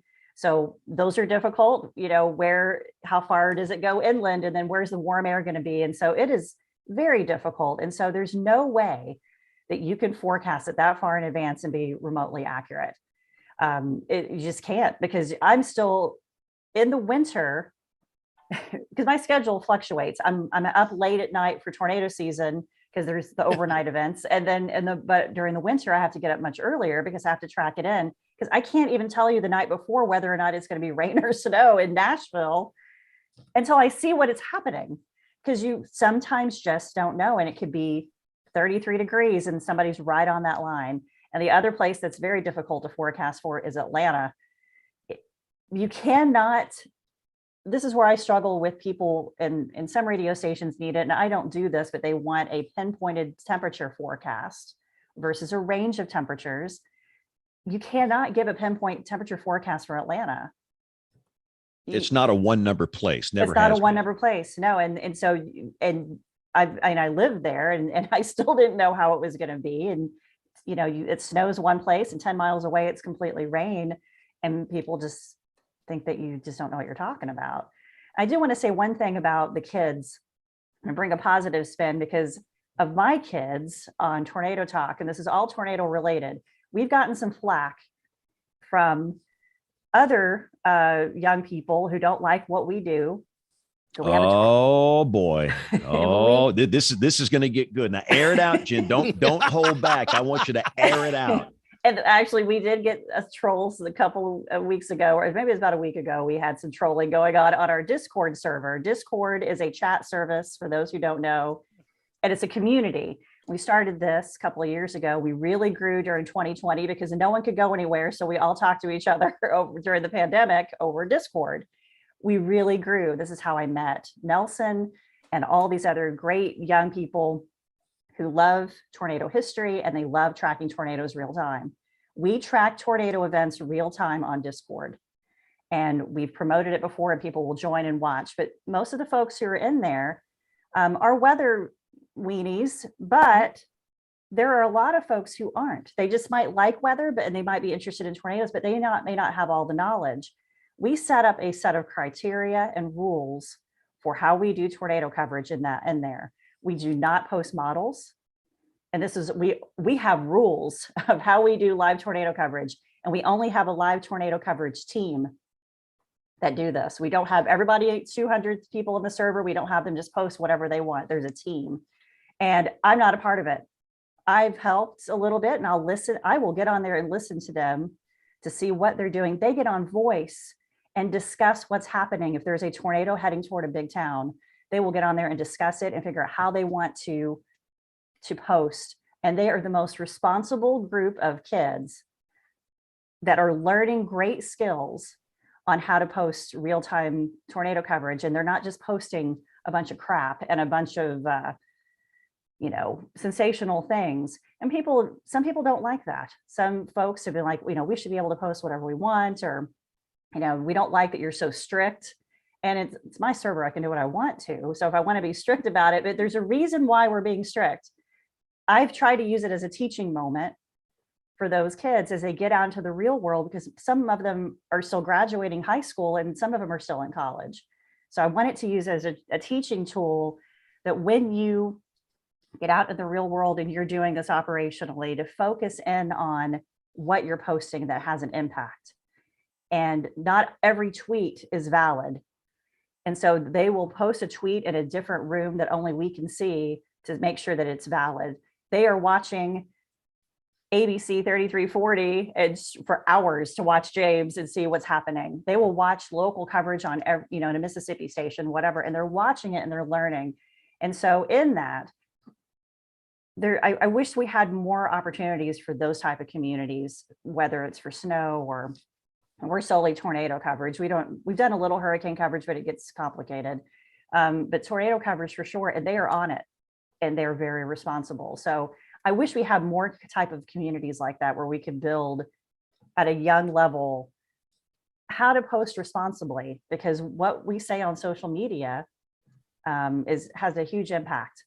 And you're not going to be able to please everybody. So that's my it's a baby rant. I guess it's not. No, that's good. And half the deal, half the battle here, you have to have the interest of those people that are watching your content first. They've got to come first. You got to have a servant's heart to do this right. A lot of these jabronis that are posting the outrageous snow forecast and hurricane forecast, and so they're just doing it to get dopamine hits. It's all about them. They don't care. They don't give a red rip about anybody but themselves. But if you do it, if you watch out for the people that you're serving, you'll do it differently. And if you can adopt that attitude at a young age, you'll start to get it. So yeah, but that's a good story, because you get so stinking frustrated thinking the whole world is going nuts here. Yeah. So that there are some others. So anybody else on this topic, because we're going way late here. Sorry. And Jen just sent an email. She's watching she's got a question for you, or I'm sorry, Kim just sent an email for Jen, but we'll do this during the email segment. Okay. But we had a tornado that was missed because of this stinking radar. And I know we've done a show on this and I don't want to get into it for a long time, but we had a tornado missed in Marengo County, Alabama. And most people listening to the show, they have no idea where that is. It is between Jackson, Mississippi, Mobile, Alabama, and Birmingham, Alabama, in the far western part of the state, where the average beam height in the radars that would cover that area would be Mobile, Birmingham, or Jackson, or Columbus, Mississippi. And they're all equidistant. And again, the beam height's way over 10,000 feet. You have no low-level samples. Had a tornado come through Dixon's Mills, Alabama, on Alabama Highway 10, south of Demopolis, north of Thomasville, and that could have killed some people the other day, and there was no warning. And I'm not faulting Birmingham because they couldn't issue a warning because there's no data there. Yep. So, Neil, what do we do, man? We need a radar. Well, I'm counting on you. We need it in Meridian, Mississippi. Well, there's a couple of options. It's one of the biggest problems with radars is actually acquiring the land to put them on and having the power and everything else. But it's not like you can just go say, we're going to stand up a radar here on some private property. But there are some companies out there that have smaller deployable radars. I don't know what the level of accuracy is, but there are some gap filling solutions that are coming on offer. But it's tricky because it's kind of a chicken and the egg with the market. No one wants to invest to build out these solutions unless they think there's a paying customer, and no one wants to invest in it unless they think that there's a product already out there. And I think that's kind of where we are. I don't know that there's really another good capability. I did actually read a couple of papers recently on the ability to detect tornadoes through sound, which is interesting. Apparently, there's some technology that can distinguish the signature of an actual funnel versus just a regular thunderstorm. But even then, that would have to get deployed and tested, and we would have to build some kind of system around that. So there's really no easy solution when you're talking about standing up a fixed object on the ground that requires a lot of power and nothing around it to block its view. This is just one of these odd cases where we had an old WSR 74, and I'm the only guy on the show except maybe Troy. Troy, remember WSR 74 radars? Had one here in Austin, WSO Austin, back in the day. It was at Key Field in Meridian, Mississippi. Yep. And man, that thing was just a lifesaver. It was a beacon. And that's back when they had a WSO in Meridian. So yeah. Right. And during the modernization, the WSO went away. The WSMO went away. Yeah. I think they call them WSMOs. Anyway, what that WSR 74, we used to have, what point is I'm saying in this case, there was an operational weather radar at the field in Meridian. And you had Centerville. You had Centerville, Alabama, and that was, yeah. Right. And that was moved northeast toward Birmingham. So anyway, I just, again, that's a real world problem. And it came back to bite us in the butt really bad the other day. So whenever Neil gets that job as the Weather Service director, we can really fuss at him. Yeah. See? All right. So I've been on too many rants. Anybody else have a rant you want to go on here before we move on to the recorded stuff here? I know we've Jen, you got anything else you want? Neil, anything else we need to talk about here? I don't have any rants, but I guess everyone here saw that AMS canceled all in person and went straight to virtual. What are your thoughts on that? And I mean, I'm in a low risk group, so it's easy for me to say. Yeah. But my understanding was whether or not people really wanted to go or planning to go, a lot of the staff and the folks who were actually running the meetings were running into situations where there were school closures, there was problems getting childcare, and there was a lot of logistical things that were just going to prevent them from going. So whether they wanted to go or not, it was almost out of the question because stuff was starting to shut down, unfortunately. So I don't think they had a choice, to be honest.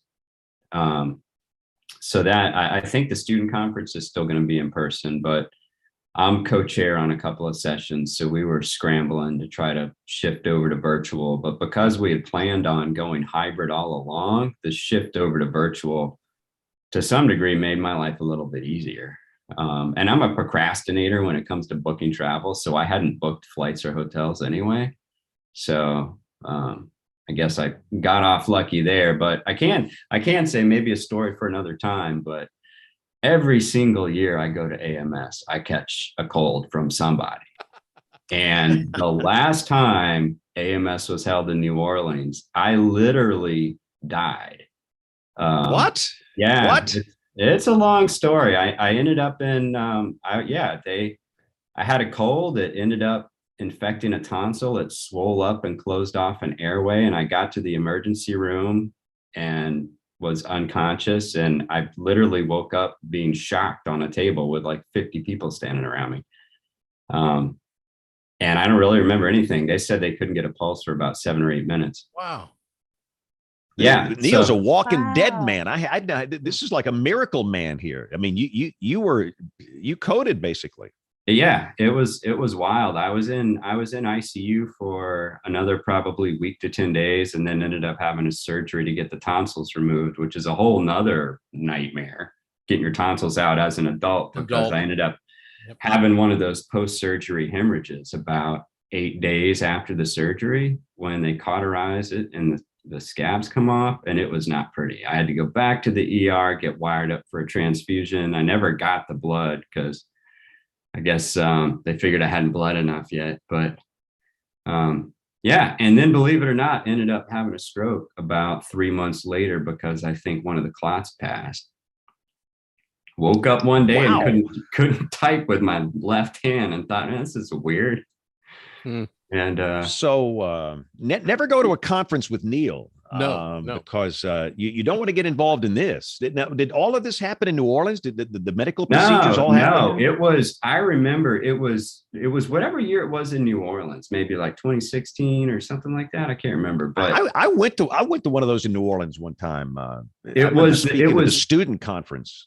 It was the Martin Luther King Day after the New Orleans conference, because I remember going into work thinking I'm going to get a lot of work done because no one's going to be here because it's a holiday. And that's when my throat felt weird. And I went to the doctor and they were like, you've got an infected tonsil. And they called in a prescription to CVS. And while I was at CVS getting it filled was when I had trouble breathing. So I jumped in my truck and left the CVS and drove straight to the emergency room and blacked out in the parking lot. And somebody, who found you? I don't know. I don't know. I have no idea. I remember putting my truck in park and I don't remember taking my seatbelt off or opening the door. And the next thing I know, I'm on the table with like all these people staring at me, like asking me like what my name was. It was crazy. Goodness, great. I mean, I can laugh about it now, but I tell you what, for a while I was like, man, I'm in the bonus round right now. Goodness gracious. Wow. Well, I guess it is better to be safe than sorry in a situation like that. I mean, people take their health for granted. I've learned that. Yeah. You don't know if you've got good health, the blessing that you have, because when that's taken from you, everything changes and life gets really hard. The AMS stuff is, I mean, I would not want to be sitting on Beacon Street in Boston having to make these decisions, and God bless those people that had to make it. There's no win. There's no way. There's no win in all this. I will tell you about a great article, and I've already got my email that went out about what my pick of the week is. But there is a great article in the Atlantic, and I'm not gonna make any comments about this. I'll let you make up your mind. In the Atlantic, January 5th, so it's just in the last few days. It is an editorial piece by Emily Oster, and it is headlined, "Universities Need to Catch Up to the Post-Vaccine Reality," and is subheadlined with "Remote Learning Hurts Students."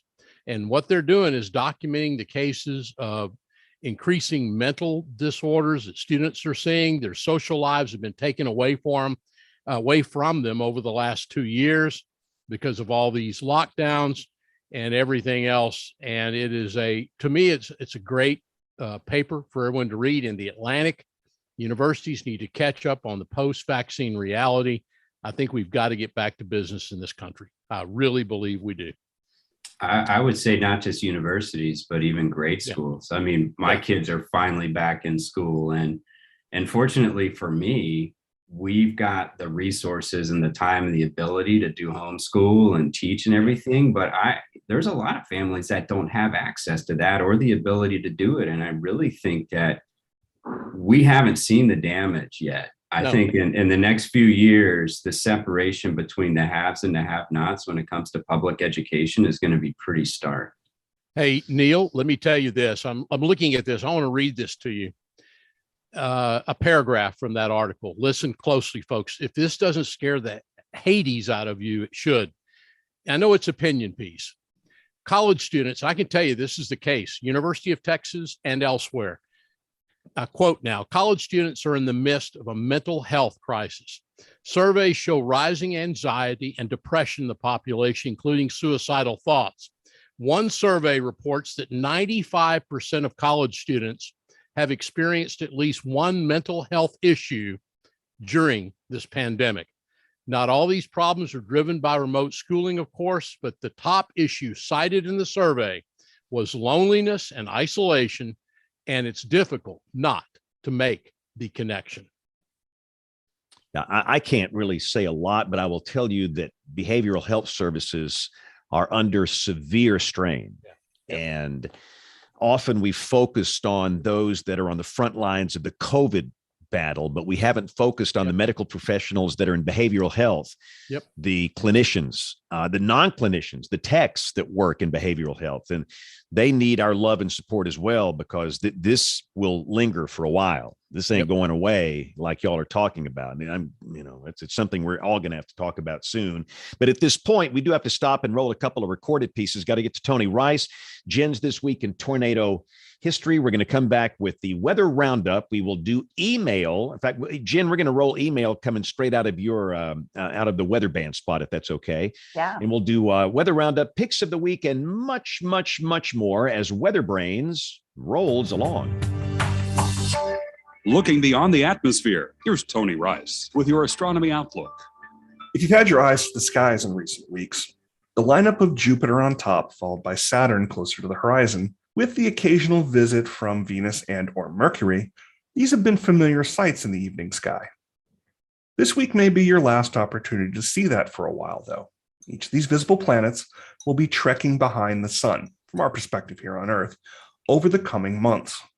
This week, Mercury will be at its highest above the horizon, and you might just be able to make out Saturn, though it's really getting lost in the sun's glare. Watch for bright Jupiter to get lower and lower to the horizon over the next week or two. Jupiter and Saturn will emerge from behind the sun in March, this time in the morning skies. Looking ahead, the spring and summer evening skies are going to be pretty planet-free, with only Mercury making brief appearances in late April and then again in early August. Elsewhere in the sky, the James Webb Space Telescope is fully deployed, having successfully extended and tensioned the tennis court-sized sun shields, the secondary mirror, and unfolded the remaining segments of the hexagonal primary mirror. Next up, continued cool down of the telescope and its instruments, enabling it to see the faintest infrared light and insertion into Lagrange point 2, where it will spend the next 10 plus years looking for the earliest stars and galaxies. At last check, the cool side of the Webb telescope's sunshade was 329 degrees below 0 Fahrenheit, while the hot side was reading 131. See, with no atmosphere, it's only cool in the shade in space. That's your astronomy outlook. Follow me at RTP Hokie for more spacey stuff like this. This week in tornado history. At tornadotalk.com, we document an F1 tornado that hit Belleville, Alabama on January 13th, 2006. It was one of 15 tornadoes to hit on this day. The tornado developed along County Road 15 just south of town. It tracked to the north-northeast over U.S. Highway 84 and dissipated after traveling only 1 mile. There was damage on both sides of Highway 84. For the National Weather Service survey, 3 homes were destroyed and 15 other structures were damaged. 8 vehicles were damaged as well, and there were numerous trees and power lines that were brought down. The Belleville Fire Department was destroyed. Quote, only 1 cinder block wall was left standing at the station. There were no injuries reported, but sadly, there was 1 fatality. Newspapers reported that Betty Williams, age 58, had just returned from the store. Her daughter, Cynthia Williams, was interviewed by the Associated Press. She told the paper that her mom had entered the house, put her purse down on the table, and returned to unload the car. Quote, the wind pushed the chimney down and crushed her. It didn't last but a minute. Calling all weather enthusiasts. Join the American Meteorological Society by becoming a member of the band at amsweatherband.org. As an AMS Weatherband member, you'll get to go behind the scenes with the scientists of the American Meteorological Society, whose members have been at the forefront of weather, water, and climate research for over 100 years. You'll learn about the very latest research from the scientists who are actually doing it. What's more, you'll become a part of a passionate online community of weather enthusiasts, get access to exclusive videos, webinars, and other fun content, and support the science you love. Learn more and join the band today at amsweatherband.org. All right, time now to dive into the good old email inbox and see if maybe something is in there. We get letters. We get stacks and stacks of letters. All right, we have several emails. I'm going to go back back into November for one of them. But first, I want to answer Kim's question. She asked, Jen, do you think it's safe for kids without meteorology degrees to be doing live tornado coverage? So she just threw that question based on what we were just talking about. And my answer is yes, but I think you need to have it in a controlled way like we do, and where you have someone who's been in the weather enterprise for a while, preferably a degreed meteorologist who can help guide the young folks. But I have all the confidence in these kids that they're doing the right thing. There's not, what we do internally on this Discord server does not get out really into the public, but that doesn't mean that the knowledge that they're not gaining, that they wouldn't maybe retweet things on their own personal Twitter pages or what have you. But they know when they volunteer to do what they're doing here, it's a high responsibility, and that they are representing Tornado Talk. So I think it's safe if it's controlled and we know that it's being guided, not just willy-nilly, and that people are just posting to post, because we're very strict on what we post and how much we post, and sensitive to where the tornadoes hit and sensitive to the folks who are impacted as well. So, but I think I would love to see that really more because most of these kids are in college, so they're trying to get their degree. It'd be great to see that in more local meteorology groups, to see, especially since social media seems to be a big platform to do coverage. I think it'd be great if they had their own platforms to try to learn how to do coverage this way. That's just my opinion. That was a really great question. Back in November, we had this question from James Lewis about the Saffir-Simpson scale. That's easier for me to say. That related to a paper published in BAMS last year by Phil Klotzbach and others that suggests that surface pressure is a more skillful predictor of a hurricane's impact compared to sustained winds, and proposes a revised scale depending only on pressure. The proposed scale would mean upgrading certain storms such as Ike and Irene to major hurricanes at landfall based on pressure, while downgrading certain others, maybe like Katrina. I have noticed that everyone on the show has issues with the current scale for one reason or another. So my question is, what do you think of this idea? Neil is our tropical expert. Go. Yeah. I read that paper, and I thought it was pretty interesting. They make a pretty compelling case from a scientific perspective, but I do worry about the messaging and social science perspective. So this goes back to a conversation we had with Neil Frank. You remember him talking about changing the numbers and just a shift in the numbers. And even if you didn't change what the numbers were based on, confused everyone. But I mean, I can tell you firsthand, I was at NOAA when Hurricane Florence was making landfall in the Carolinas, and everyone was like, oh, it's getting downgraded to like a 4 to a 3 to a 2. We got nothing to worry about.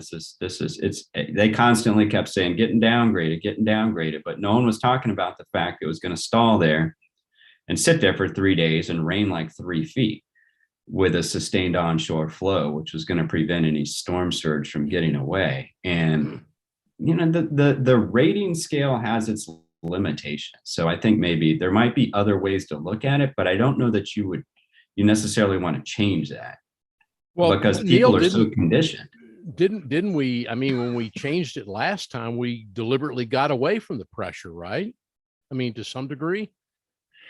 Yeah, but we did, but when this paper actually looks at a little bit, it's not necessarily just the central pressure, but it also accounts for like the pressure as it relates to the size and how much fetch would it have. And they try to account for a lot of additional variables, which to me, from a scientific perspective, makes a lot of sense. But I would worry about the social science aspect of this, of just changing it. I mean, there's so much about the hurricane forecasting process that people don't understand, like the cone, for example. Yeah. I just, this is one of those things that even if I think it should be changed, how you go about changing it to me that's risky. Yeah, no knee-jerk changes. I think that's the bottom line. Yeah. Well, speaking of changes and scales, let's look at the EF scale real quick. We had an email from Frank Mascacci. Sorry, Frank, if I said that wrong. But anyway, he brought up, this was right after the outbreak on the 10th and the 11th of December. He was referring to a recent paper that came out regarding the EF scale, and that based on Doppler on wheels data gathered over the several years, maybe we're underestimating the strength of tornadoes. And I know we brought this up before. He's wondering, is it a time now that we should start factoring in supplemental data, the Dows, the VROT, et cetera, into the rating? And what do you guys think about that? What's the EF scale? What's the EF scale for? Is it to rate the damage they caused or the strength of the tornado? I mean, I always thought the EF scale was based on the damage that they produced. It's a damage scale to me, right. But I'm just not that good. I would trust that more to the radar people that might know. But you know, you know, if you want to go back and visit the mess that El Reno became, you know, in the time period of how we had to downgrade that, I guess, right? We downgraded it. Yeah. It's a 3, wasn't it? What didn't El Reno wind up being a 3? Yeah. I think so. Yeah. Yeah. I think it just gets confusing because you're not going to be able to put the Dows everywhere to really capture what's happened. No. I think we should keep it as a damage scale. Well, it's very convenient if it's outside Norman when you've got a garage sitting there with 37,000 in it, you know, and exactly. Here's one from James Lewis. I'm Jim from Michigan. My question this week is about tornado misconceptions. When I was a kid, the tornado myths I remember hearing about were all the ones that had been around for decades. The tornadoes don't cross rivers. You should open the windows to stop damage.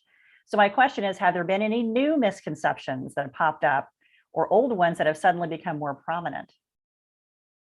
I have to go back a little bit, and it's the same sort of thing, Jen, that you mentioned. I have to go back to Joplin, if I'm not mistaken, where the rumor had always been that Joplin was sort of up on a plateau and tornadoes don't go up that plateau. And of course, you look back at it now and you go, you want to bet?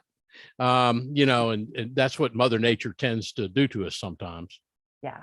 I spoke to a Rotary Club not too long ago, and this older gentleman came up to me after it was over. He said, Mr. Span, ever since they built that new interstate beltway around here, tornadoes have quit coming through our town, and we don't have to worry about them anymore. And I thought the guy was joking. No, he was being serious. So interstate beltways, that's another one right there that has popped up. There was some discussion. I remember over in Raleigh, we used to have this, what we called the Beltway effect. And I don't know whether it was some weird heating from just the urban area or Jordan Lake, but it would look like anytime a storm would approach, it would just split and go around either side. And it's true, James. It's true. You know, that guy nailed it. He was right. When I saw that email, I thought, you know, we should do a show on conspiracy theories. Oh yeah. Yeah. That'd be a good one. That would be good. Here's another email, and I'll condense it. A lot of folks, I love that folks write these emails, and they'll write a book. It's awesome. They've got so much to share with us, and we appreciate it so much, everybody. But Steve Holmes brought up a really good point after the tornadoes in mid-December he said one much affected group was left out of last week's discussion: survivors of previous tornadoes.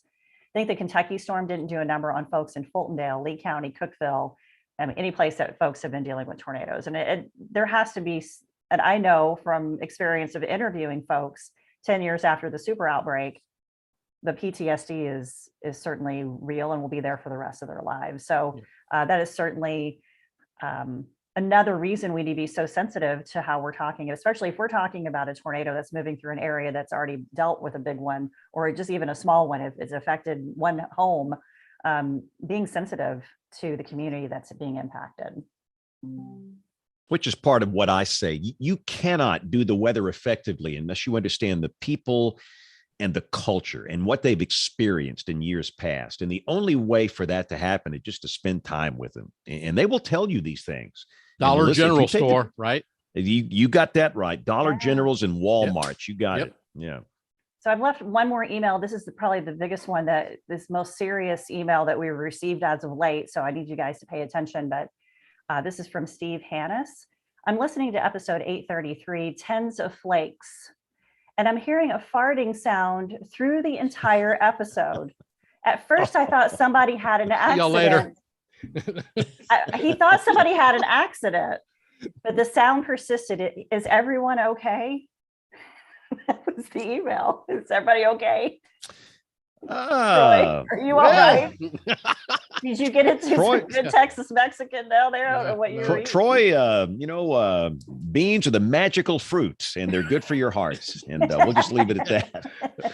Now, you know what I think that was? It was actually somebody's mic was constantly rubbing up and down, and as they were kind of moving and talking, I heard that noise, and I probably should have stopped, and it's my fault. I just said it should, adjust the mic a little bit, but I think that's what that was. To my knowledge, we had no gaseous issues on the show here. It was just one of those, the little wired mics like that some people wear. The little, mics are like on the cord. Mhm. And it no, it wasn't you. Okay. It was one of our guests on the show last week.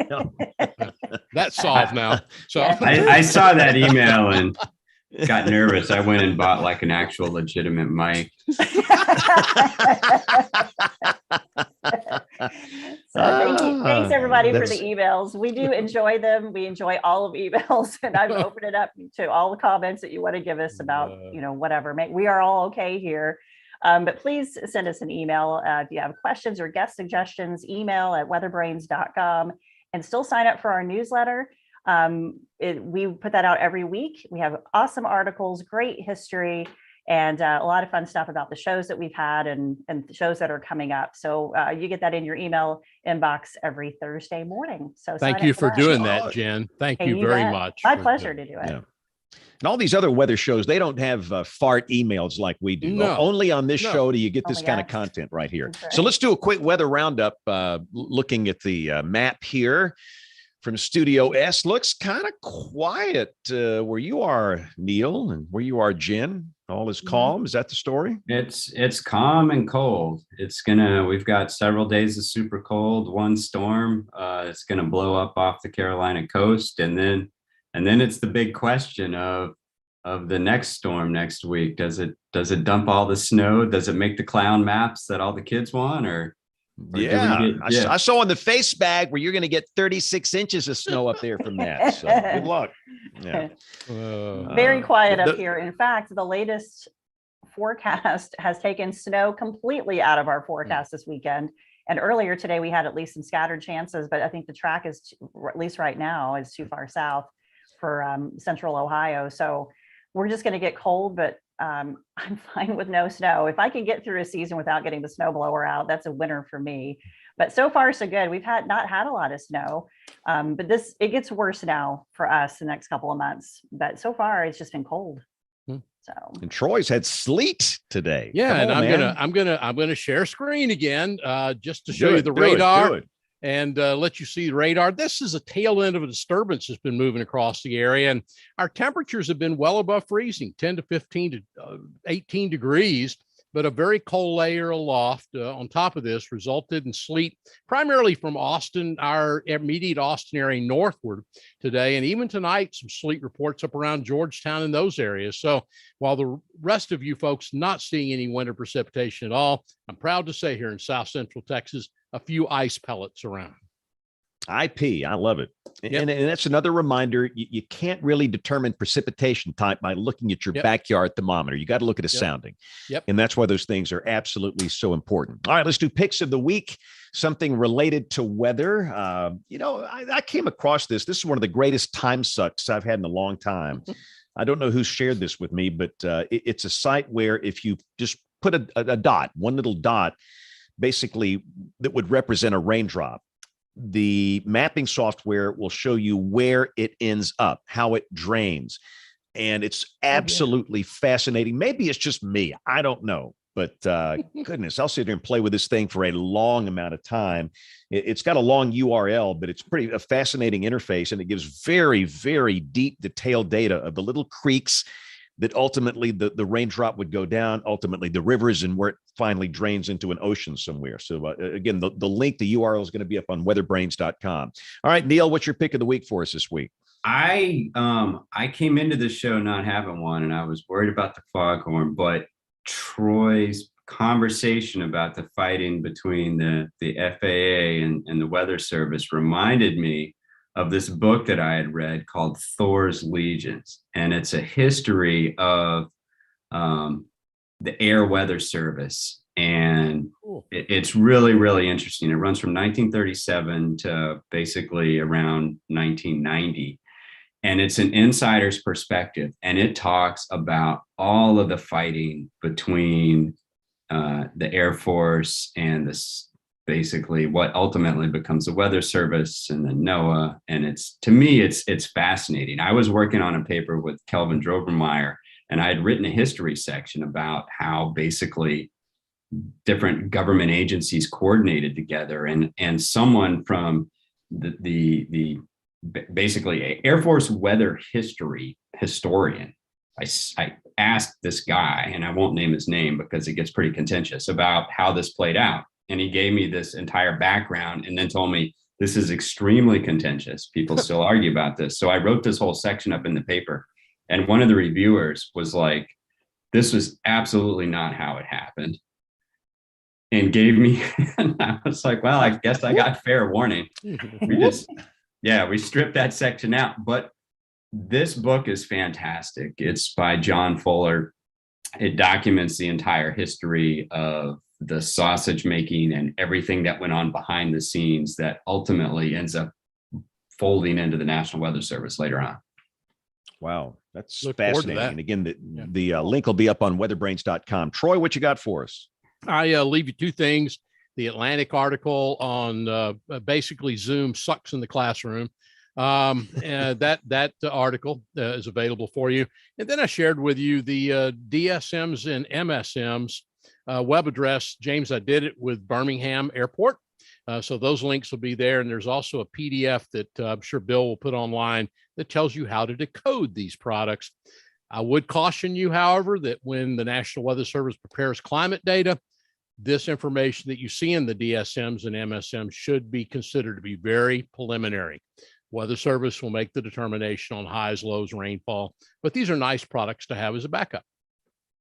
Very good stuff. All right, Jen, what you got for us? All right, so mine's not weather related, but it's a neat tool that we use at Tornado Talk. It's called Grammarly, and there's a free version and a paid version as well. But if you do any type of writing, blog writing or whatever, it's, we take pride in making sure that we have everything cited and everything is spelled correctly, and we use different words and great grammar. So we run Grammarly, and I wanted to share with you that we had our year-end report from Grammarly, and words checked with Grammarly over the past year, 8,659,328 words.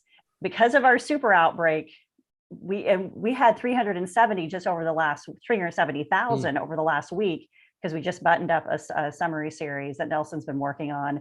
So that kid put together 370,000 words, but it's a great thing, and it's very robust. And I did want to say too that it tells you your spelling adversary. So one of the words that we destroy, that we spell constantly wrong, is destroyed. So we apparently use the word destroyed quite often to talk about tornado damage. But Grammarly is a great tool to help you beef up your writing. I know it's got a browser add-on for like Chrome and Safari and all the browsers where you can just kind of check things as you write. So it's a good stuff. All right. So that's going to wrap this up. And again, next week, we are going to be back on Monday nights, the regular night. We're typically here Monday nights at 8 o'clock Eastern, 7 o'clock Central. A lot of people watch YouTube or live.bigbrainsmedia.com, but we know that most of you listen, and we are so thankful for that. If you would like to get in touch with us, the email address here, it is email@weatherbrains.com. We have the show notes, we have the picks of the week, and all of that on weatherbrains.com as well. So on behalf of the entire WeatherBrains crew, I'm James Spann. Thank you for listening. Have a great week, and God bless. This was fun. Thank you all. All This right. was great.